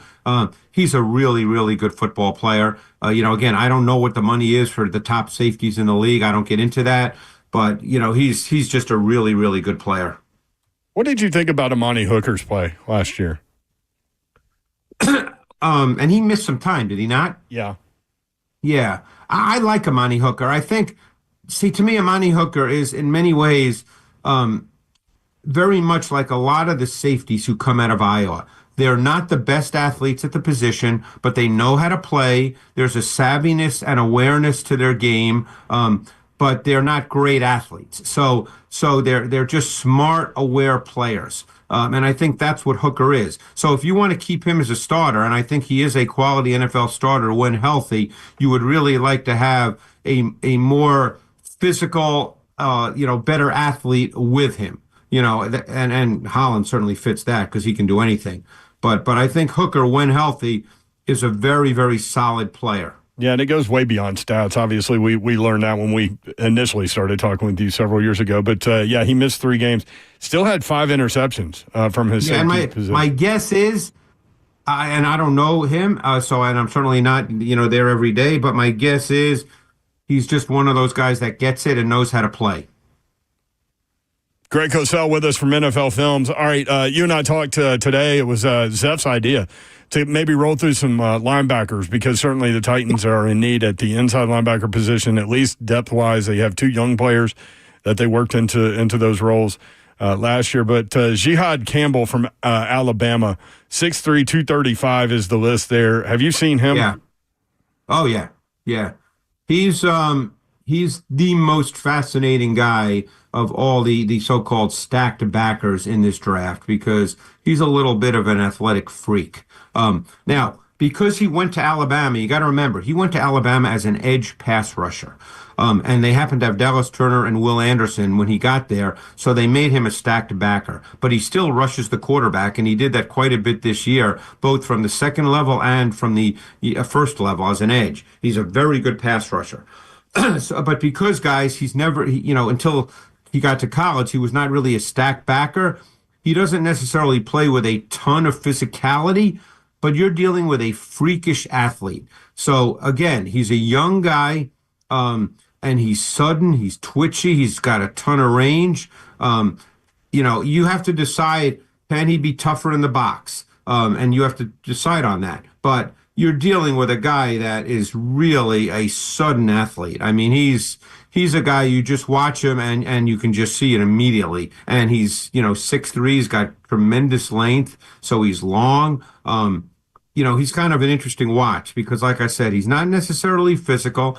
I'm sure you guys, when you talk to Coach Mack, you hear him talk about stack and shed all the time. Mm-hmm. That's not Campbell's game right now, but he's capable of that because he's basically capable of anything athletically. But he's kind of freakish just as an athlete. So he's kind of intriguing to you to see kind of how he's utilized. Yeah, and he'll be a high pick because this is not a phenomenal draft overall. So just the athletic traits are really, really high. And he's going to, he's going to be taken. My guess is, you never know, it's not a big quarterback draft. It's not a big wide receiver draft. So you're going to get a lot of other players that get taken. It would not surprise me at all if he goes in the top 15. Wow. Greg Cosell with us. Here's a guy that Coach Mack said he wanted to see at the Combine, but he didn't work out, so he's intrigued by UCLA linebacker Carson Schlesinger. Have you seen him? Oh, yeah. What do you think about him? He is, when I watched him, who I came away with thinking, I thought he was a lot like Drew Tranquill. Kind of loose, fluid athletes, easy movement, lateral agility, change of direction, kind of fit the profile of the run and chase, play fast, stack backer. They can cover ground both vertically and horizontally. He's really good in pass coverage, has a great understanding of routes. You can see his head's always on a swivel when he's an underneath zone defender. He's just not, he just needs more play strength. He's not a power player. But he's a fun watch because this guy, he can run. He's all over the field. He's so good. He beats blocks. He beats climbing offensive linemen in the run game with play recognition and a quick trigger. So he doesn't get blocked a lot because his key and diagnose, that's a term we use a lot. His key and diagnose is so good, and then his trigger is so quick that he can beat blocks that way. So he's a really fun watch. He's just not a strong physical player. I should say a power player. He's actually, there's a difference between physical and powerful. He's physical, he's just not powerful. Yeah, and these guys aren't necessarily first-round type guys, but certainly curious about to me, and again, this draft is crazy, so I'm not good at, that's why I don't do mock drafts. That's not the best use of my time. I just love grinding away watching tape of guys. But I would say that, in a normal draft, I don't think Schlesinger would be anywhere near a first-round pick, but he has a chance to be a good pro player. I know Zeph, who produces our show, loves Danny Stutzman from Oklahoma. Have you checked him out? Yeah, Danny Stutzman, he's an interesting guy, too. He's big. He's played a ton of college football. I mean, he's one of those guys. I don't know how many, starts he has, but he's played a ton of college football. He's highly, highly productive. He's got great size, great length. He basically never left the field. Another guy that at times shows a really quick trigger. I would say that he's not really a naturally quick and sudden athlete. So he's one of those guys you have to decide can he truly transition to the league, and be a good player? Because there's not a lot of athleticism to him that you'd like to see. It's not that he's non-athletic, but he's a high-level producer in college, but his athletic and overall physical traits don't, to me, necessarily translate to developing into a higher level quality starting linebacker at the NFL level. Now, I could be wrong, but that's the way I see him on tape. But he's a guy that's been super productive at the college level. Yeah, he started 37 of 47 games in his college career. Yeah, so he's played a lot of football. Durable. He's kind of a measured, methodical mover. He's not a high-level athlete for the position. Yeah, it sounds like you're describing Gibbons on the Titans. But you know what? That's not a terrible comparison, by the way. That's not. That's what it sounded like. Yeah. Oh, and guys like that, you can play with them, but you'd like to be better. Yes. They're great backups. Look, as people know, none of this is personal, but I mean, you'd like to be better, but you can line up with those guys. You just would like to be better. Yeah. Somebody in the chat said, Greg, how deep is this draft at offensive line? A few names Titans fans should know. Originally coming into this draft, I thought it was pretty deep at that position. But well, you got any names for me, Dawn? I mean, it's pretty, there's always offensive linemen, and a lot of the guys who were drafted in the 4th, 5th round end up being good NFL players. I've got one for you. Go ahead. I've got one for you. Missouri offensive tackle Armand Membu. Yeah, his name's being tossed around a lot. At 332, he ran a 4.91 40. And this is the question you said you wanted to see going into the combine, how long guys' arms are. And his are 33 and a half. So is that tackle length? Yeah, you can play tackle at that. Although this was a very odd draft, Brent, in that a lot of the tackles just did not have long arms, which is very, very surprising. I mean, think about Will Campbell, whose tape is tremendous, and yet his arm length was, I think, 32 and 5/8. And I can tell you right now that there are going to be offensive line coaches in this league who think that removes him as a tackle prospect. As good as he was as a 3-year starter in the SEC, there will be offensive line coaches who will say to their personnel directors and head coaches that this guy is not an offensive tackle in the NFL. But anyway, getting back to Membo, he's got a dense, powerful build. He's got natural strength and power. He's got heavy hands. He really executed fundamentally at a high level. I think he can play tackle for sure.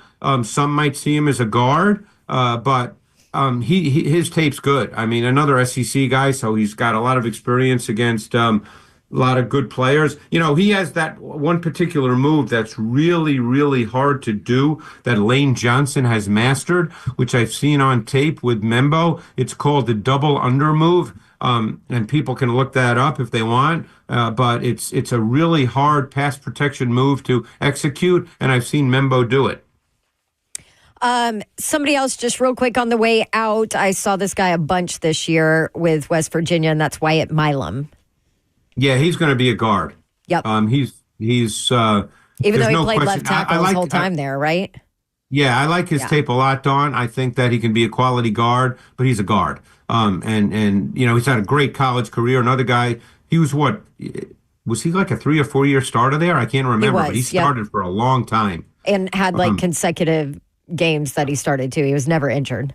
Yeah, so I mean, he's one of those guys that I could be dead wrong, but I think if you line him up at guard, he'll play 10 years in the league, and I think he could be a higher level guard prospect, but he's not going to be a high. And by the way, his arm length was 32 and 5/8 as well, so there's no question he's going to be seen as a guard prospect and not a tackle prospect. Another guy you were waiting to see arm length was Kelvin Banks Jr. What'd you learn at the combine from him?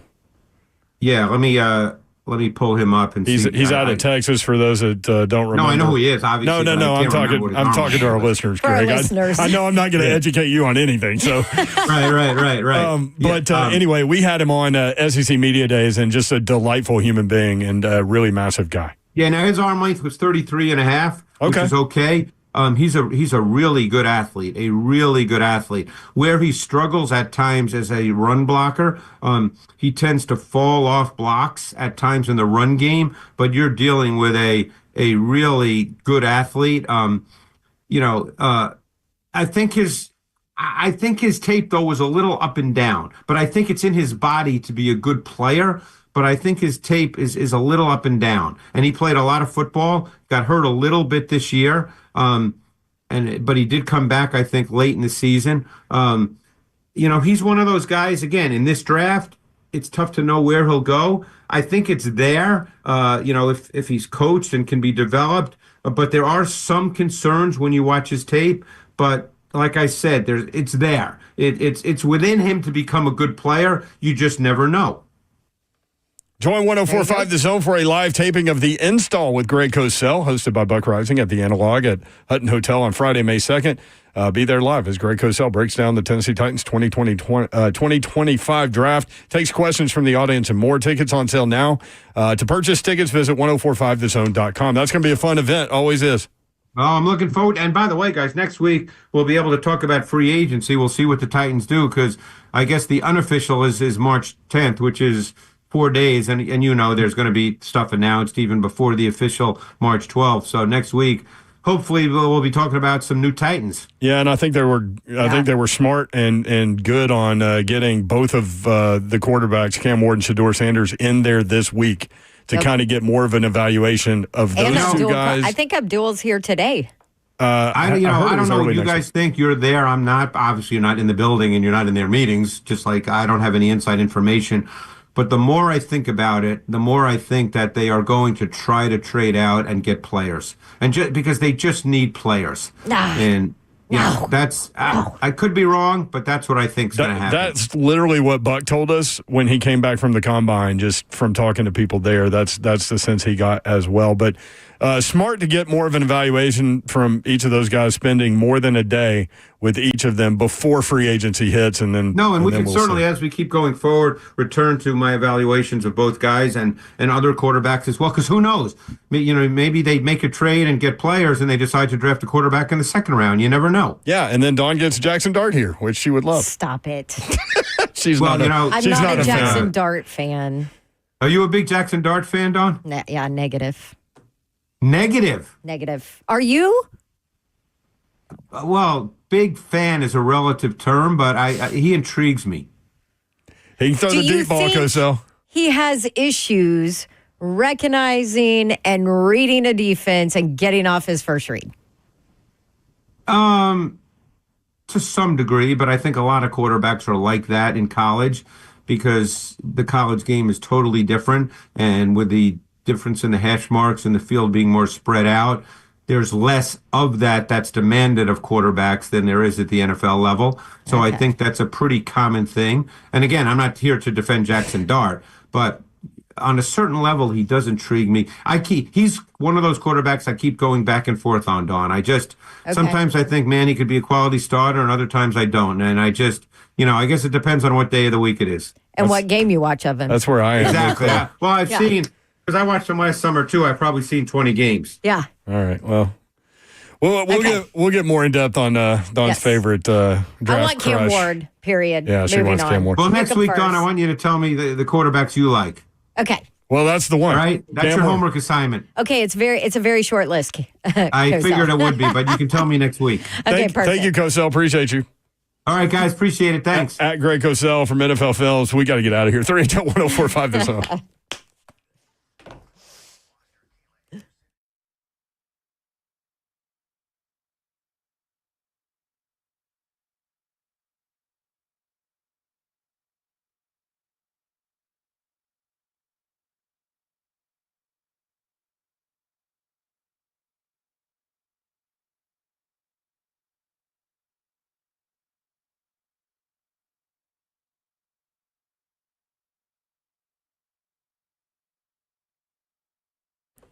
The new title sponsor for 3HL is Ferguson Home. FergusonHome.com is the website. Bring your vision to Ferguson Home, where it all comes together. These are great people.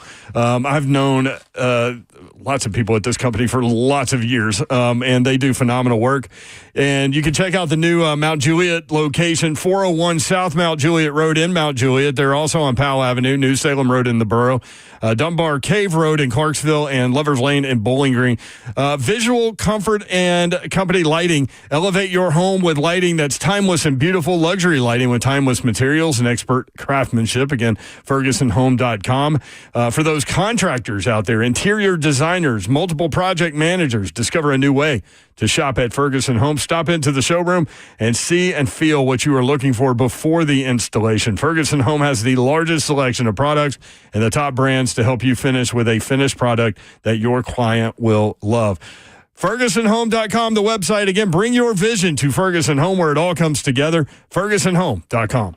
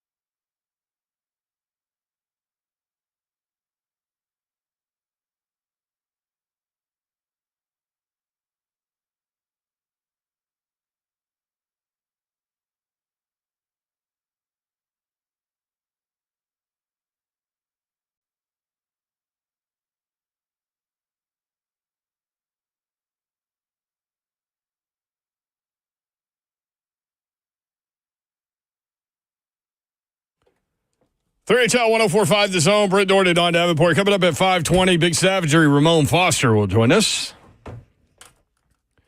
Got lots to get into with savagery.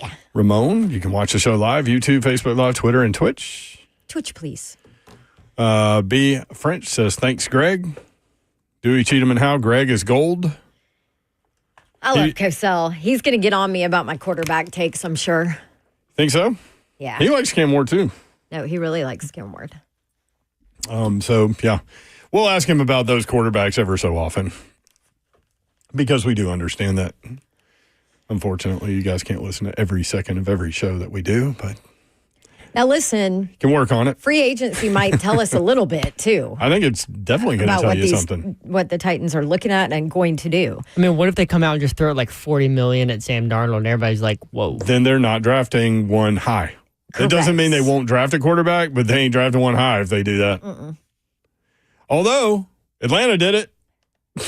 That's true. They did. They gave Kirk Cousins a bag and then went and drafted Michael Penix at what, 9th overall? 8th overall. And it was dumb.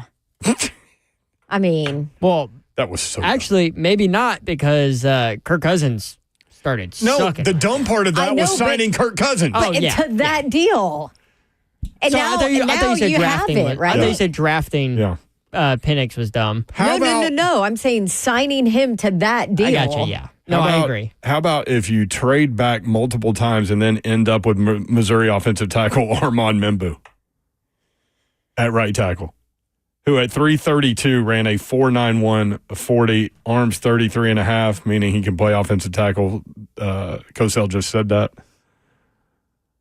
That might be. You don't want to go offensive lineman that high. No. But I'm talking like this is at 11 or 12 or something like that. I mean, I get it. And listen, it's needed. I get it. For sure that. Can't do anything without an offensive line. But at that point, you would have Cushenberry, you would have 2 first-round offensive tackles and 2 second-round guards. Mm-hmm. Mike, what's up? How you doing, guys? Good, man. Hey, I listened to Jeff Fisher. I don't know if he was on this, your program. I mean, we've had him on a billion times, but yeah. Program. And Jeff Fisher was talking about arena football and everything else. And then the question came to him. If you were still the coach of the Tennessee Titans, which he was a very successful coach, then he went to the LA Rams. They said, what would you do with the number 1 pick? He said, trade down and build this team. Build it. Yep. A lot of people are saying that. With the offensive line, trade down, get more picks, and then you're going to build on a new, successful team. I don't want some flashy guy coming in here that doesn't want to be here, and you know who that is. I don't. Who is that? Yeah, well, it's Mr. Sanders. Yeah, you just had this take a couple days ago, Mike. I appreciate you calling in. But you just called in and had this take. You're talking about how flashy Shador is. Oh, that was when you were producing. Yeah, that was when I was producing. I'm like, Mike. That's what I remember because I didn't have my headphones because someone was wearing them. Yes, and I'm sure that we will have Jeff Fisher on soon. The Arena Football League's coming back. That's what he was talking about. I know, but now we just got rid of him, and I want to be just like I wanted to ask him last week. Then who the hell's your quarterback, dude? Who the hell are you running with? I think he said run it back with Will Levis, didn't he? I think that's what he said. No, he didn't have an answer. Mike, we're up against the break. I knew where you were going because you just made that point, and I do appreciate it. He has so much hate for Shador Sanders. It's weird. Let's do this real quick. Number 5, Florida won at number 7, Alabama, 99-94. Alex Condon with 27 points, 10 rebounds. Because of Condon and Alex Hagen, he's got to win 6th man of the year. Got to. I had that game turned on where I was last night, and a few people around me were like, well, you're a fan of Florida or Alabama? I was like, no. But I'm a fan of basketball, and this is some good basketball right here. Right. And Don, so are you worried at all with Alabama comes in limping off of 2 losses now for the season finale there in Auburn? Nah. At Auburn? I think it's at Auburn, isn't it, Brent? It is. Yep. It's in the jungle. Welcome to the jungle. Nah. Okay. All right. Well, at least me and Don will be 1-2 going into the SEC tournament, so I'm feeling good about that, Brent. And then at least we'll be, one going into the real tournament. And then Tennessee, as long as y'all are on that deal, Tennessee just needs to beat South Carolina to get the double bye. So yeah, they'll be that's good. still there. All right. All right. Well, y'all have a good one. See you, dude. How about Alonzo on YouTube? Please block Mike. Oh, he wasn't talking about Gator Mike. He was talking about the other Mike. Oh yeah, we don't have to block him. But it's a weird obsession. It's a weird obsession with flashy Shedeur Sanders. It makes no sense. Well, and also we would appreciate it if you would come on our show and not mention other radio stations. That would be great. Whatever. Just a request. I don't care. But clearly he has this vendetta against Shedeur Sanders. Can't even say his name right. Get out of here. If you're going to come with something so passionate, then at least know the kid's damn name. We didn't get to this. We will when we come back. Charles Davis with the NFL Network put out his first mock draft. It's very creative, the top 5. Dawn's going to love it. 615-737-1045. And I love Charles. But that's why I'm like, this is a creative top 5. We'll be right back. Creative.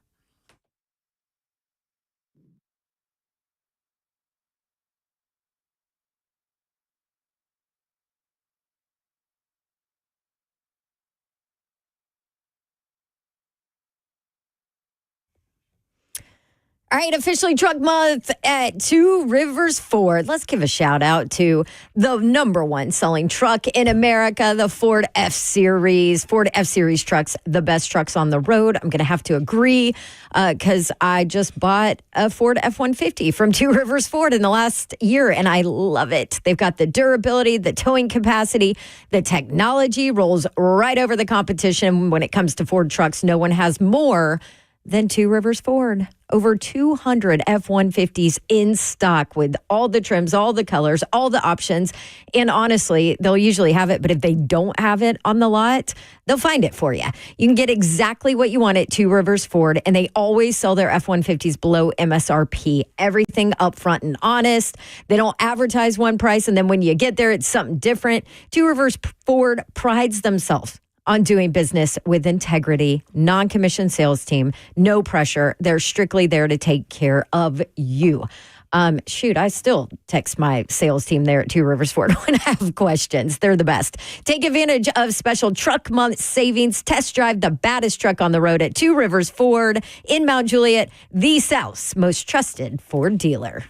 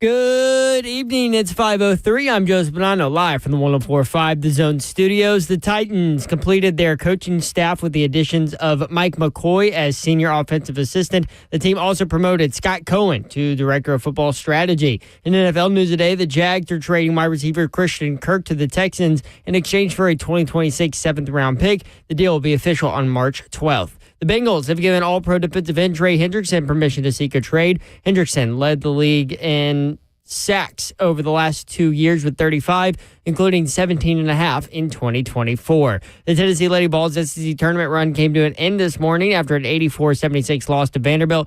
The first time Tennessee has lost to Vanderbilt twice in a single season. The Commodores will now face off against number 1 South Carolina tomorrow at 11 a.m. on ESPN. For your foundation repair, waterproofing needs, you need to visit USSTN.com. Breaking news at once on your home for the Titans and Vols. This is 104.5 The Zone.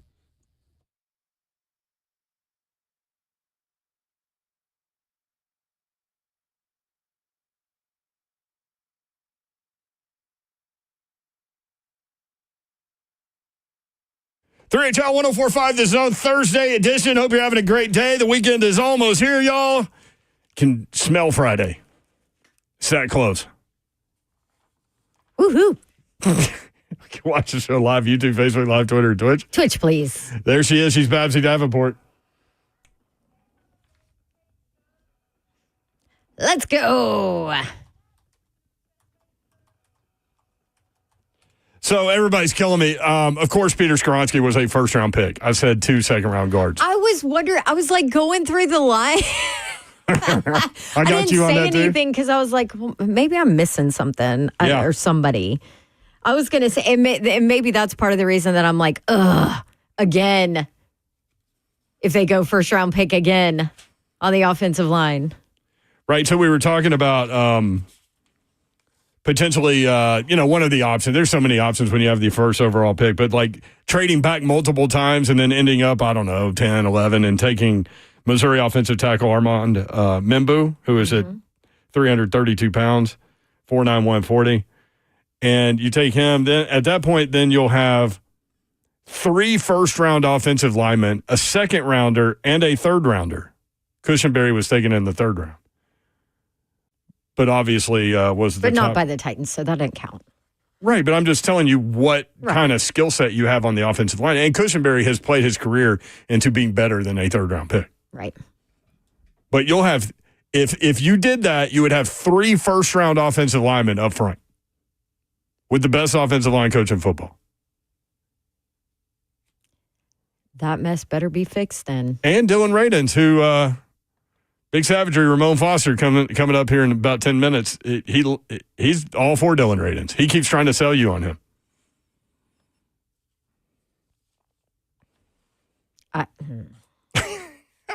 Slay Dog is... I'm not sold, but listen, he knows way better than I do, so... Slay Dog is calling the Florida Atlantic UAB game, which starts at 6 on ESPN2. If you want to check him out, that's what he's up to today. Couple of...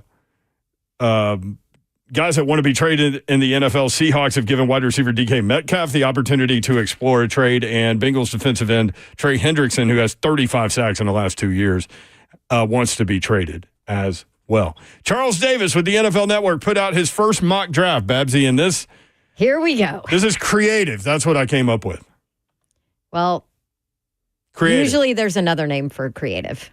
Well, we'll let you define it. We'll put your stamp on it here in a second. And Charles Davis literally might be the nicest person you will have ever met if you get a chance to meet him. Mm-hmm. So nothing personal here, but this is his list. I'm going to go from 5 to 1. Is that cool? Okay. Does this involve any trades or is it straight up? Straight up. Got it. Jaguars at 5. Pick Travis Hunter. Okay. Can't you just see him at Jacksonville? Stop. And they come up with like a wide receiver package for him, and he's just running around the Titan secondary? Can't you just see that Brian happening? Thomas Jr. on the other side just torching everybody. Yeah, that guy too. Forgot about him. And now they need a wide receiver because they just traded theirs to the Texans. Yeah, Christian Kirkpatrick. Oh, yeah, Christian Kirk. Why did you say Kirkpatrick? I think because NSYNC got in my head. Yeah, that's exactly what I was thinking of. That's the guy. Oh, man. A day in the life of my brain. Also, quick note on the Jags. I get distracted. Brian Thomas Jr. is the current receptions leader of Jacksonville wide receivers, and it's by more than double to the next guy. He had an incredible season. I remember hearing during the offseason, well, he's like the go route guy. I'm like, nope. He can do it all just because he did that at LSU. It's because he had Malik Neighbors on the other side. Yeah. So who was running every other route. Number 4. Also, just real quick, couldn't you see the Jags totally screwing Travis Hunter up too? Because that's what they do. Yeah, they have this roster of athletes, man. Am I right? Yeah, every time you play them, you're like, man, this dude can go, this dude can go, this dude can. What's and somehow wrong with they them? screwed up. They do. Number 4, again, this is Charles Davis, first mock draft. We're going from 5 to 4. So 5, Travis Hunter to the Jags. Number 4, Abdul Carter to the Patriots. Okay. That's such a Mike Vrabel high. Mike Vrabel would pick. If he's there at 4, Mike Vrabel's jumping all over that. Don't you think? That's such a Mike Vrabel pick. I mean, he played linebacker.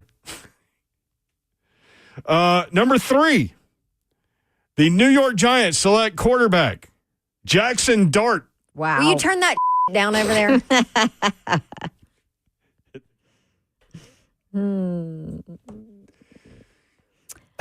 Me too, Callie.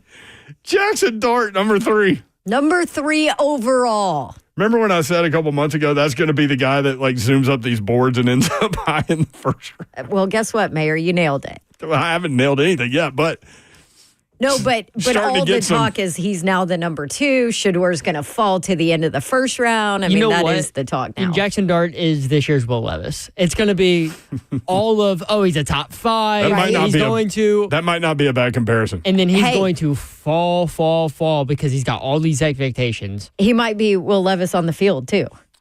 Number 2, the Cleveland Browns select quarterback, Cam Ward. No. Number 1, Titans take Shador Sanders. No way. No. Charles Davis does preseason games. Come on, in the Charles. Titans booth. Come on, Chuck. Chillin' Chuck. No. You think he made that list off who he wants to see playing for the Titans in the preseason? I don't know. Maybe he's talked to somebody. You never know with these things. I mean, he does have access. That's what I'm saying. He does have access. Although I'd be shocked if they had made up any kind of decision on a quarterback. Oh, and maybe they have. They're going to do due diligence on that. Are never going to let it leak out. I just think they're going to do due diligence. I think they want to see both of them this week and go from there. So speaking of meeting with these 2 quarterbacks, it was announced earlier this week, kind of their schedule of meeting with some of these top prospects. Oh, yeah. Hit that. So Abdul Carter visited today with the Titans. So they got all day with the Penn State edge rusher. The initial report was that he was coming early next week, so that's interesting. Yeah. And he's got that stress fracture in the foot, so I know they want to get a look at that. So they'll get Miami quarterback Cam Ward tomorrow on Friday. Then Colorado quarterback Shador Sanders will be here Monday. And then Travis Hunter will visit later on. It does not give this report from Kevin Patra of the NFL Network. Did not. Yeah, it was said they were trying to get Travis Hunter in with like this kind of time frame, but that his schedule didn't allow. It's going to be at the end of the month, so we'll see. And Jimmy told us that he would be later. He would be a later visit. So Abdul's in town. Hey, Abdul. Hey, Hi, Abdul. Welcome to town. Yeah. I think they got him in a car, and they're like, let's tune into our flagship. Yeah, right. Yeah. I think that's the last thing I would do if I'm a team in town. They hear Don going, I don't want Abdul Carter. I want Cam Ward. Well, I mean, the honest question about Abdul Carter, the initial question on Abdul Carter is, how much does that stress fracture give you pause with him? I mean, guys get injuries and they bounce back and all those things, but you're talking overall number 1 pick. Are you talking about his shoulder injury or are you talking about what they found? They found in his right foot. It's not a stress fracture. That's what it was. It's a stress reaction. It's a stress reaction. So we looked at what is a stress reaction? I don't know, but it is That's not Babs a to me fracture. every day. A stress reaction. You're damn right. So I think I looked it up, and it's not like a fracture, so it's not like a crack. It's not going to be. It's nothing that has to be surgically repaired. It's more like a very deep bruise, I guess is a good way to describe it. That doesn't heal, right? Yeah. Oh, wonderful. Yeah. So there's your overall number one. Wouldn't that be the most Titans thing ever, is to draft that guy and then it's like a degenerative ailment that never gets better? Caleb Farley. Sorry, Caleb. Yeah. Oh, that's true. All right, let's talk about all these things with a guy that played Big in the savagery. league. A guy that played in the league for a long time and now does morning radio. Big Savagery, Ramon Foster joins us next. 3HL 104.5 The Zone.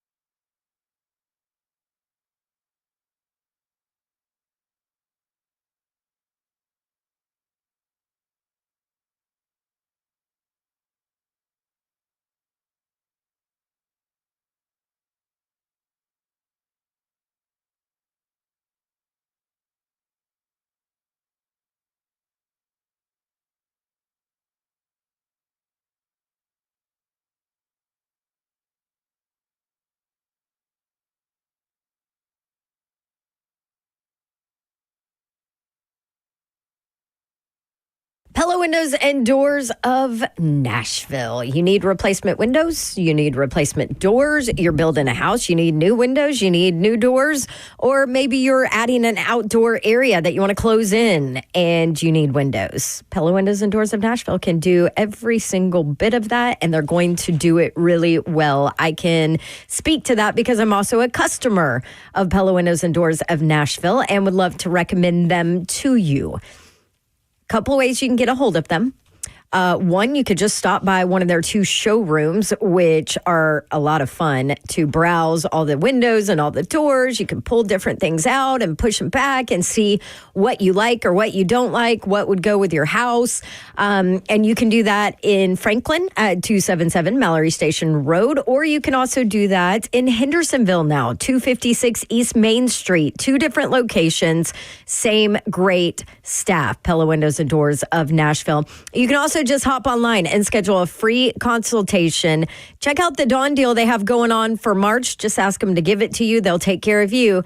Go online at PellaNashville.com.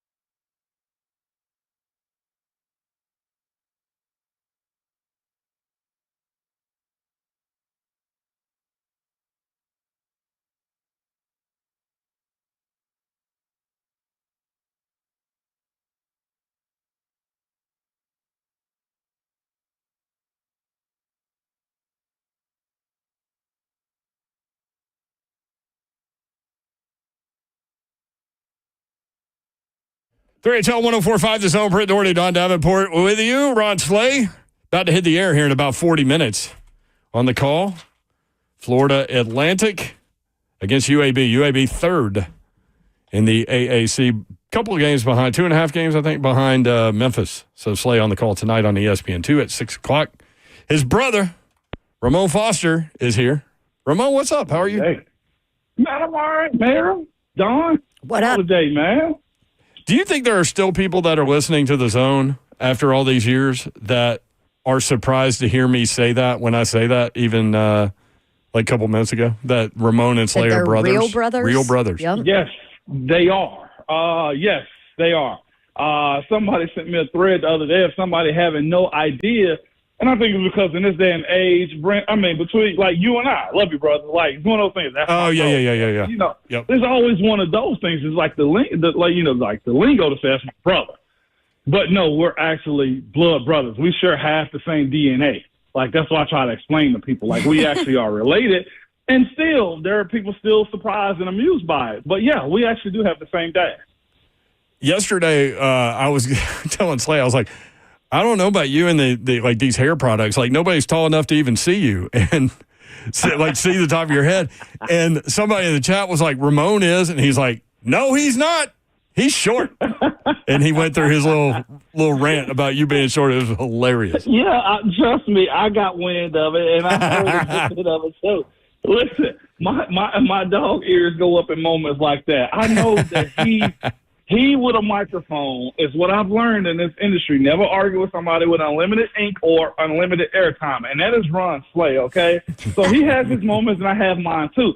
The issue that I have, Mayor, you want to hear my issue? What's your issue, Savagery? He's got Babs siding with him, okay? Babs is on multiple networks. She has a voice that people listen to. People believe her other than Hatley, okay? Wait. You're saying that people respect Dawn more than they respect me? And listen, okay, it's nothing against you. Not a thing against you. Listen, I have no opinion officially on this. I do like to needle both of you about it. I do enjoy doing that. See, and Babs she grabs the screwdriver, not even a knife, and she grabs the screwdriver and twists with this. Oh, he's 6'8". Look at him, he's 6'8". Even when I heard her try to defend him and saying that, hey, your official NBA combine says you are 6'6", she still goes back and says, but you're 6'8", because she know I'm listening, and she know it doesn't irk me, but she know she's going to get a reaction. That's all it is. So true. Yeah. So true. All right, 6'6", relax over there. Hey, at least ours is out of love and not like you and Buck. That's all I'm saying. There you go. That's very true, actually. No, they go back and forth at each other, but they really love each other. Yeah, they do. Dawn and Buck. That's what I was telling Zeph when he had me on hold. It's like a frenemy-ship is what it is. That's right. Y'all have a frenemy-ship. Yeah, y'all are frenemies. That's a good way to put it. So, Savage, I've come up with a new idea. Now I want to trade back multiple times and then select Missouri offensive tackle Armand Membu because the man at 332 ran a 4.91 and his arms at 33.5. So we're good there. There's your right tackle. Those arms. Am I good? Are we solved now? No, we're absolutely solved. And I also got to give credit where credit is due. His name is Travis. Okay? Babs' husband said this months ago. Trade back and then use those picks to trade back again. Yes, he did. So, yes, he did. You remember that? Oh, yeah. He had quite a little process going. He does, and I'm actually all for it too, man, because here's the thing. It's easier to strike out on a prospect. I say this, and you don't want to strike out on any except the non-quarterback, right? Like, if you move back and let's say Membu doesn't turn into what you want it to, well, you know what you'll say? Well, we'll find another one. It's hard finding a quarterback, man, that you know is either needs to be surrounded and to be successful or are just good enough to drag a team to the finish line. I don't know in this draft if Cam or Shador can drag a team to the finish line by themselves. You know, like I've seen what Shador has done at Colorado and say, yeah, I see a concept of him being able to make a team better and environment better. But I look at that and say to myself, well, no big-time bowl games. Was it an environment of the culture that his head coach set? And was it a product of the division that he played in? Because it's not, it's not the SEC, not the ACC, the way you've got to view it. And we just got to be simply honest about that, too. And mind you, I'm a fan of both of these young quarterbacks, but it's hard striking out on one when you got the number 1 overall pick, because you're telling me if you're getting one of those quarterbacks, that means you're selecting number 1 overall. And that's a heavy price to pay right there. And it's another reset of 5 years if you don't get that guy. So I'm with you, Brent. Like, go back if you can, because listen to Bert Nihill today on Buck Rising and Lucas Panzica's show. He said they're going to check every box when it comes down to this. This won't be a hurry up and get to the finish line type of process. I'm really shortening up what he said. And that to me is that sounded like to me, why are we in a hurry to go get a quarterback if you're not ready to handle one? Specifically one in his rookie year that you can ruin. And I'll throw a couple guys out there like Trey Lance got ruined because of injuries, right? Then the guy behind him came in and did really good. You look at Zach Wilson. Like, I do think there is some talent in him, the same way we're seeing right now out of like Sam Darnold, that needs to just kind of grow up a little bit. Fine, listen to me, that word that people hate associating with quarterbacks, the right system, the right playmakers around them, and protection too. Like, it's hard going through this process as far as being good in the NFL. I actually think the NFL prefers for teams to be bad, because if it's bad, it leaves a whole lot of mystique to how you stay good, who wins, the parity that you have as it pertains to the competition week in and week out. I'm looking at a team right now like the Cincinnati Bengals, right? They're having the hardest time trying to sign T. Higgins and Jamar Chase, and they got their all-world quarterback, right? You look at a team like the Cleveland Browns, too, and I'm probably saying this because I'm more familiar with those teams, but look at, like, the headache that they're having right now by having that guy quarterback in Deshaun Watson and hadn't been able to utilize him or he hasn't found the right system for him at quarterback. Now, let's go on the opposite side of that. Go to Baltimore real quick or Kansas City. Those teams right there had a solid team in place. They scrapped everything about their offense and made it very friendly to their quarterbacks, right? Like, I remember Greg Roman after Joe Flacco was pretty much pushed out at the time, and they went into the offseason and said, we're changing the entire offense for him. Okay, what does that mean? They're creating a system for him to be successful. And that's what they were able to do. And Lamar also has way more talent than these quarterbacks in this draft, too, respectfully. And I don't think those guys will argue that, too. But that's why I'm with you. Armand Membu is the type of guy I've said if they trade back to 3 and another team wants to come up and get another quarterback at 3, well, go get Ted McMillan at number 6 or number 7. If you're trading with those teams, like the Raiders at that point in time. So it's a slow process. Hearing just a little bit of Bert today, and he's more on the business side of things, but he understands like what that front office is looking for. So yeah, I wouldn't be shocked with another boring pick of a deep tackle or offensive lineman, or go get a skill player. When was the last time you drafted one of those that was real good? His name's A.J. Brown. Where is he at now, Bab? Yep. Yep, It's a very sensitive subject with this Titans Membu fans. idea, and I didn't know that you were in love with him like me, but that would give them 3 first-round picks on the offensive line, a second-rounder in Radens, who you think can play, and Cushenberry at center. It's not totally sold that Radens is going to sign back here. I just threw that out there with the mindset that you want to keep your guys because he already knows the system too. Mm-hmm. I wouldn't be mad at if Dylan Radens will sign back, but here's what I do know though too is this: the team that I follow, Pittsburgh, they've got 3 first rounders on that squad right now. Look at what Philly has done as of late. They got high draft picks on that offensive line, too. Detroit's got high first-round draft picks on that line. Like, the good teams understand that it ain't going to be sexy, but if you follow the plan and figure out what your system is and who you are as a franchise, and no matter who you lose year after year, you find another one of those guys just like him. Like, I'm looking, for instance, and I heard Bert say this, and even Borgonzi say this, like the good teams in the league, they have players at positions that look like the guys that left the years before them or play similar, have the same tenacity. I'm looking at James Harrison and Lamar Woodley. Well, guess who they have now? Alex Highsmith and T.J. Watt. You see what I'm saying? Like, I'm looking at Willie Parker, and I can go through the list of running backs that they somewhat try to find and mimic the types of guys they're looking for. And that's where, like, I feel like this is bigger than just picking a quarterback this draft. I think this regime of Borgonzi, Brinker, Coach Callahan, and the rest of his staff are going to probably take this process slower than we actually think. So if they get a quarterback, look, I'm going to buckle up and see what happens. But I'm not pushing my chips to the center of the table and thinking they're going after quarterback because they're supposed to. That's where I'm at in this situation. Ramon Foster with us on 3HL. Zeph's got some breaking news out of Jacksonville. They're releasing, like, their whole team. Yeah, so today already,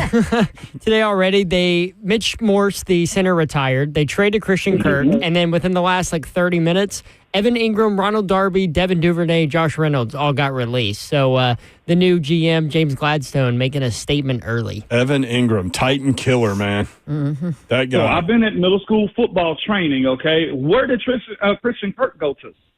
The Texans. For a future 7th-round pick, for nothing. Nothing. Texans, wow. But, again, you got a coach in place now, Liam Cohen, who's trying to figure out what his system's going to be, too. And that's why I'm just I've really been pushing, the envelope pushing the narrative that I think Callahan deserves a mulligan on what last year was. That record travels with him, but as it pertains to, his players, his system, his quarterback, or believing in a guy that can, carry out his plans and not just one or two positions, but multiples. The Titans are men. I was having this conversation off air. I said it online today, too, on our show. But if you look at the way this roster is constructed, out of respect to the guys that are still on this Tennessee Titans team, they might have one of the more untalented rosters in the NFL. Not saying that, there aren't good players there. But who will you pull out of that locker room and say, yeah, that guy can play on any of the other 31 teams? Jeff? Somebody's going to want Tavondre. Tajay and Tony Pollard people are going to want. You like the young guy in Brownlee. I think right now Harold's been told to go find a team and hadn't found one yet. So think about where you are as a roster. And I think you're offensive lineman now, right? Your three that you have. Yeah. Peter, definitely Peter. JC, Lloyd, if he's healthy, was a commodity. But think about how many other positions you got to go fill in to actually make this a competent roster. Ridley? But are you trading Ridley for T. Higgins? Oh, no. Or Devontae Smith in Philly? You see what I'm saying? Or Nico Collins for that matter. It's a lot when it comes down to where this team is. I do think Calvin Ridley is a really good player. Yeah. But I do think he needs a Robin beside him to make him that much better. He didn't have that last year. We're gushing over a guy in NWI, right? Nick Westbrook-Akine. Mm-hmm. But I think Nick Westbrook-Akine is what, on most teams, a 3? Yes. Right? And here he is having to. My argument with him, though, is did he prove this year that he can be more than a 3 if given the opportunity? But that also means, can he be more? Yes. But that also means that you still need to have talent behind him, because how many times are you going to see him take over a game? Out of respect to what he did last year in the touchdown streak that he was on, how many of those was he absolutely working guys? Like the way you saw D-Hop do, or the way A.J. Brown takes over a game. He was wide open, right? Schemed up for the most part. And he came in clutch when you needed him to. But what happens when you put cornerback number 1 on him? Do you feel very confident in those situations? And I'm with you. Yes, you need a guy like him on your roster to be able to make plays for him. And I hope he go get broke off too. But the quality of that, of what you just said, though, Babs, is he your first, second, or third pick? Probably not. Right. Ramon Foster with us. Ramon, Kayla, and Will, 6 to 10 weekday mornings on 104.5 The Zone. Ramon, the Vols start spring practice tomorrow. Orange and white game details are out there. April 12th at 1 o'clock. Tickets, $10. They go on sale tomorrow. Capacity will be reduced to 45,000. You remember your days in these orange and white events? I do. I changed my autographs probably like 5 or 6 times in one day because you signed so much. And the other version, Oh my gosh. yeah, it is. I mean, we're talking about thousands of people that you're signing autographs. That's hilarious. It changes. Yeah, but the other part of it though too is like if you right-minded, you understand like this is like the first step of you going pro in a sense. Like if you get better in the spring, you put yourself in a position to be a starter going into the fall. Like that really says a whole lot about the work that you put in, and you're playing at a big Division I school also. And that to me, I never took spring practice light because I wanted to get as best as I could going into the summer. That way, I knew I was in a good position to start. But here's the other side of it too: you run the risk of getting injured. Mm-hmm. You run the risk of just getting beat if you're not competing the way you're supposed to. So there's a lot of uncertainty. So it's a fun process, but it causes a lot of anxiety with where guys are. Like we had gotten to the point in spring practice and training camp, both of those, where guys were sneaking into the facility to see where they were on the depth chart. Like we were breaking into the offensive and defensive coaches like meeting rooms to see how they had us slated up on the big board and stuff. And that's awesome. I mean, you could tell, yeah, and it's because it matters a whole lot to you. I hate that they're somewhat taking away the television and the televised spring game and what it actually is because of so much tampering.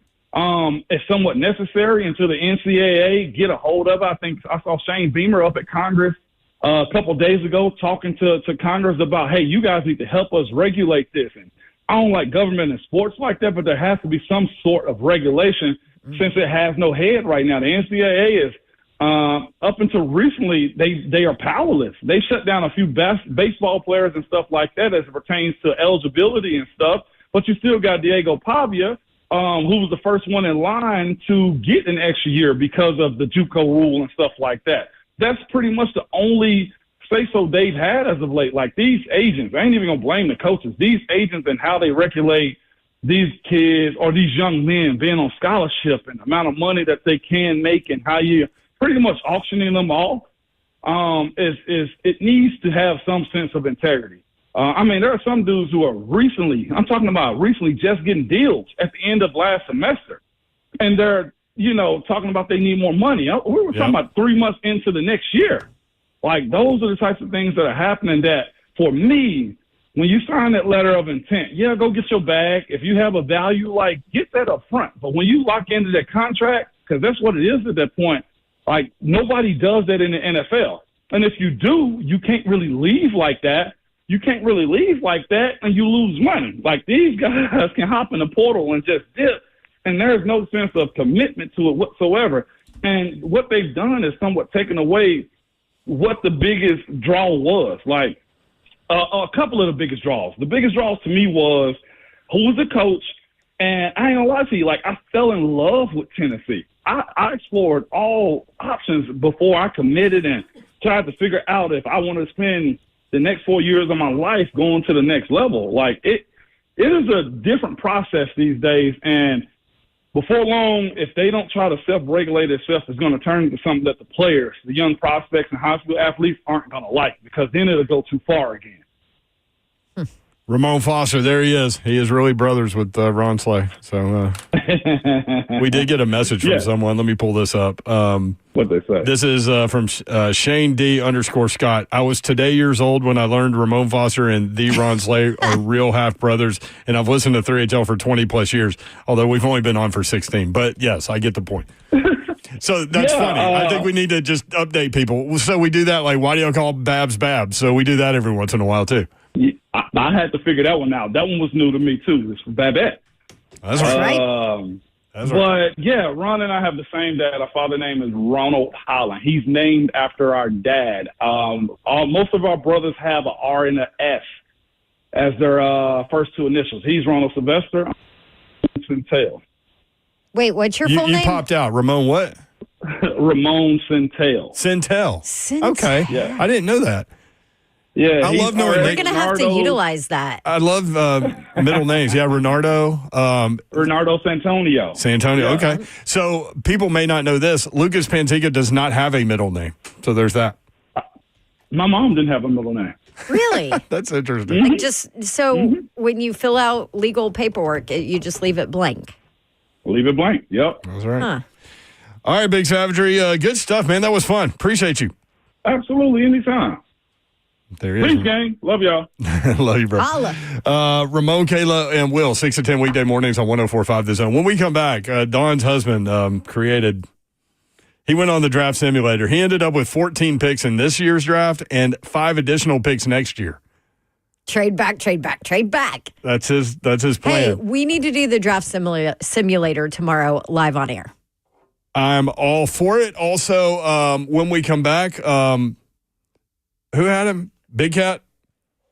Yes, I'm part of my take from Barstool. Had Liam, I started to say Neeson. He did not have Liam Neeson on. Liam Cohen on. Liam Neeson, who Dawn didn't know who he was until like 2 weeks ago. Yeah. Yeah. Joseph. Big Cat had Liam Cohen on to explain, well, for multiple reasons, but the part that we pulled was him explaining the whole Duval thing. Yep. We'll hear why he said it the way he said it. Next, 3HL.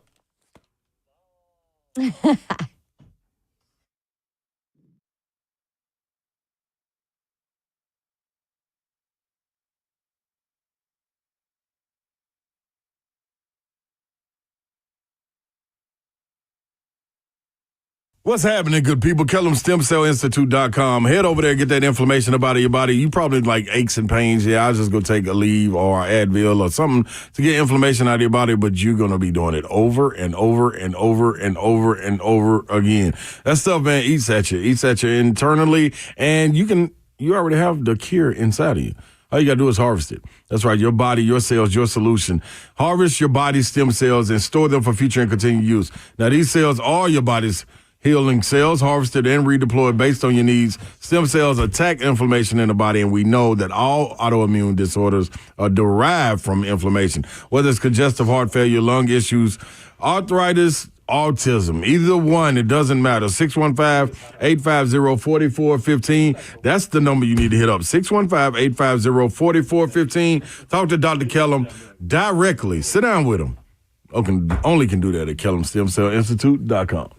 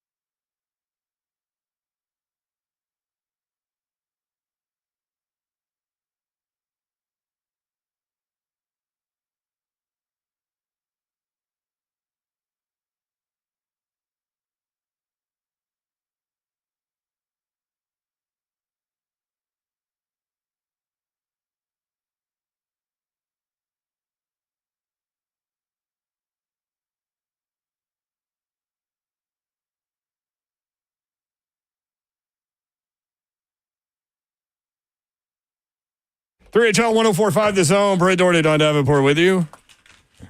Babsy's husband came up with this idea to trade back and then trade back and then trade back and then trade back and then maybe trade back again.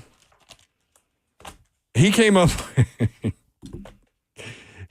with 14 draft picks for the Titans this year with 5 additional picks for next year, including 3 second-rounders and 2 third-rounders. No quarterback. Yeah, he did. Oh, I'm sorry. No starting quarterback. He got a quarterback that Cosell actually likes. We'll have to revisit with Tyler. Tyler Shuck, is that his name? Shuck. Tyler Shuck from Louisville. So anyway, he moves back to 13, takes Tyler Booker, offensive guard, Alabama. Then 33, Jack Sawyer, edge, Ohio State. Then Trey Harris, wide receiver, Ole Miss. You in so far? I mean, in terms of college talent, this is good. Darian Porter, cornerback, Iowa State. Mondone Jr., the linebacker from Georgia. Shamar Turner, defensive tackle, Texas A&M. Jack Besh from the TCU, the wide receiver. He was the Senior Bowl player of the event. Danny Stutzman, linebacker, Oklahoma. That's my guy. Terrence Ferguson, tight end, Oregon. Ollie Gordon II, running back, Oklahoma State. Yep. Tyler Shuck, quarterback, Louisville. Billy Bowman, safety, Oklahoma. Mitchell Evans, tight end, Notre Dame. And Vernon Broughton, defensive tackle, Texas. 14 picks. So I just did my own little mock draft during the break. Without all these trades like he did? I traded a couple times. Okay. And I got 13 picks. Oh, okay. And I got 3 day 2 picks in 2026. All right. So I started off Travis Hunter at 2, traded back with the Browns. Okay. Got a lot of picks. Then I went over. I already don't like it. Well, because you want a quarterback. Okay, sorry, go ahead. One quarterback. Then I got Donovan Ezeraku at 33, an edge rusher from Boston College. Deion Walker, the big defensive tackle from Kentucky at 66.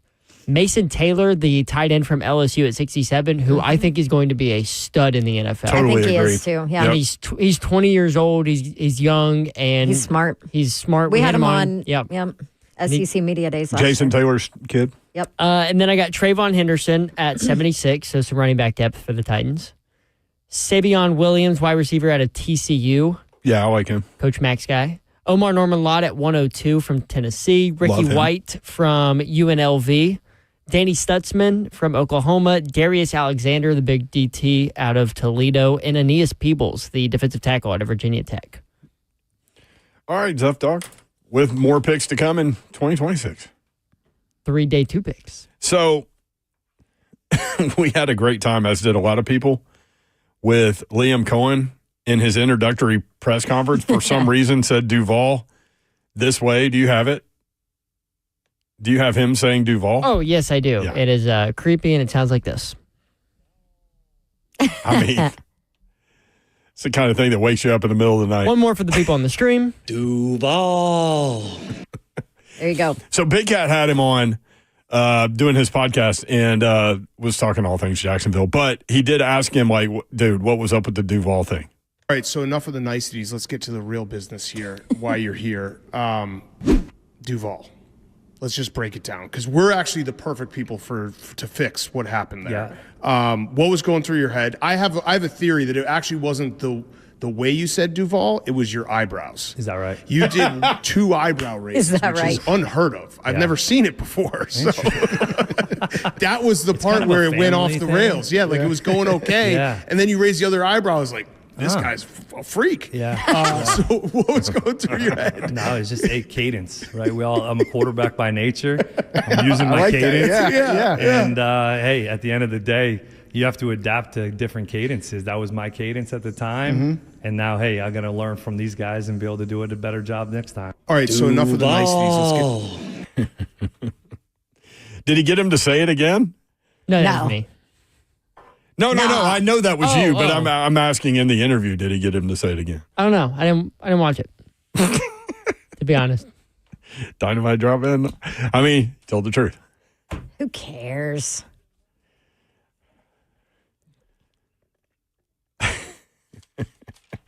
That's so creepy. So creepy.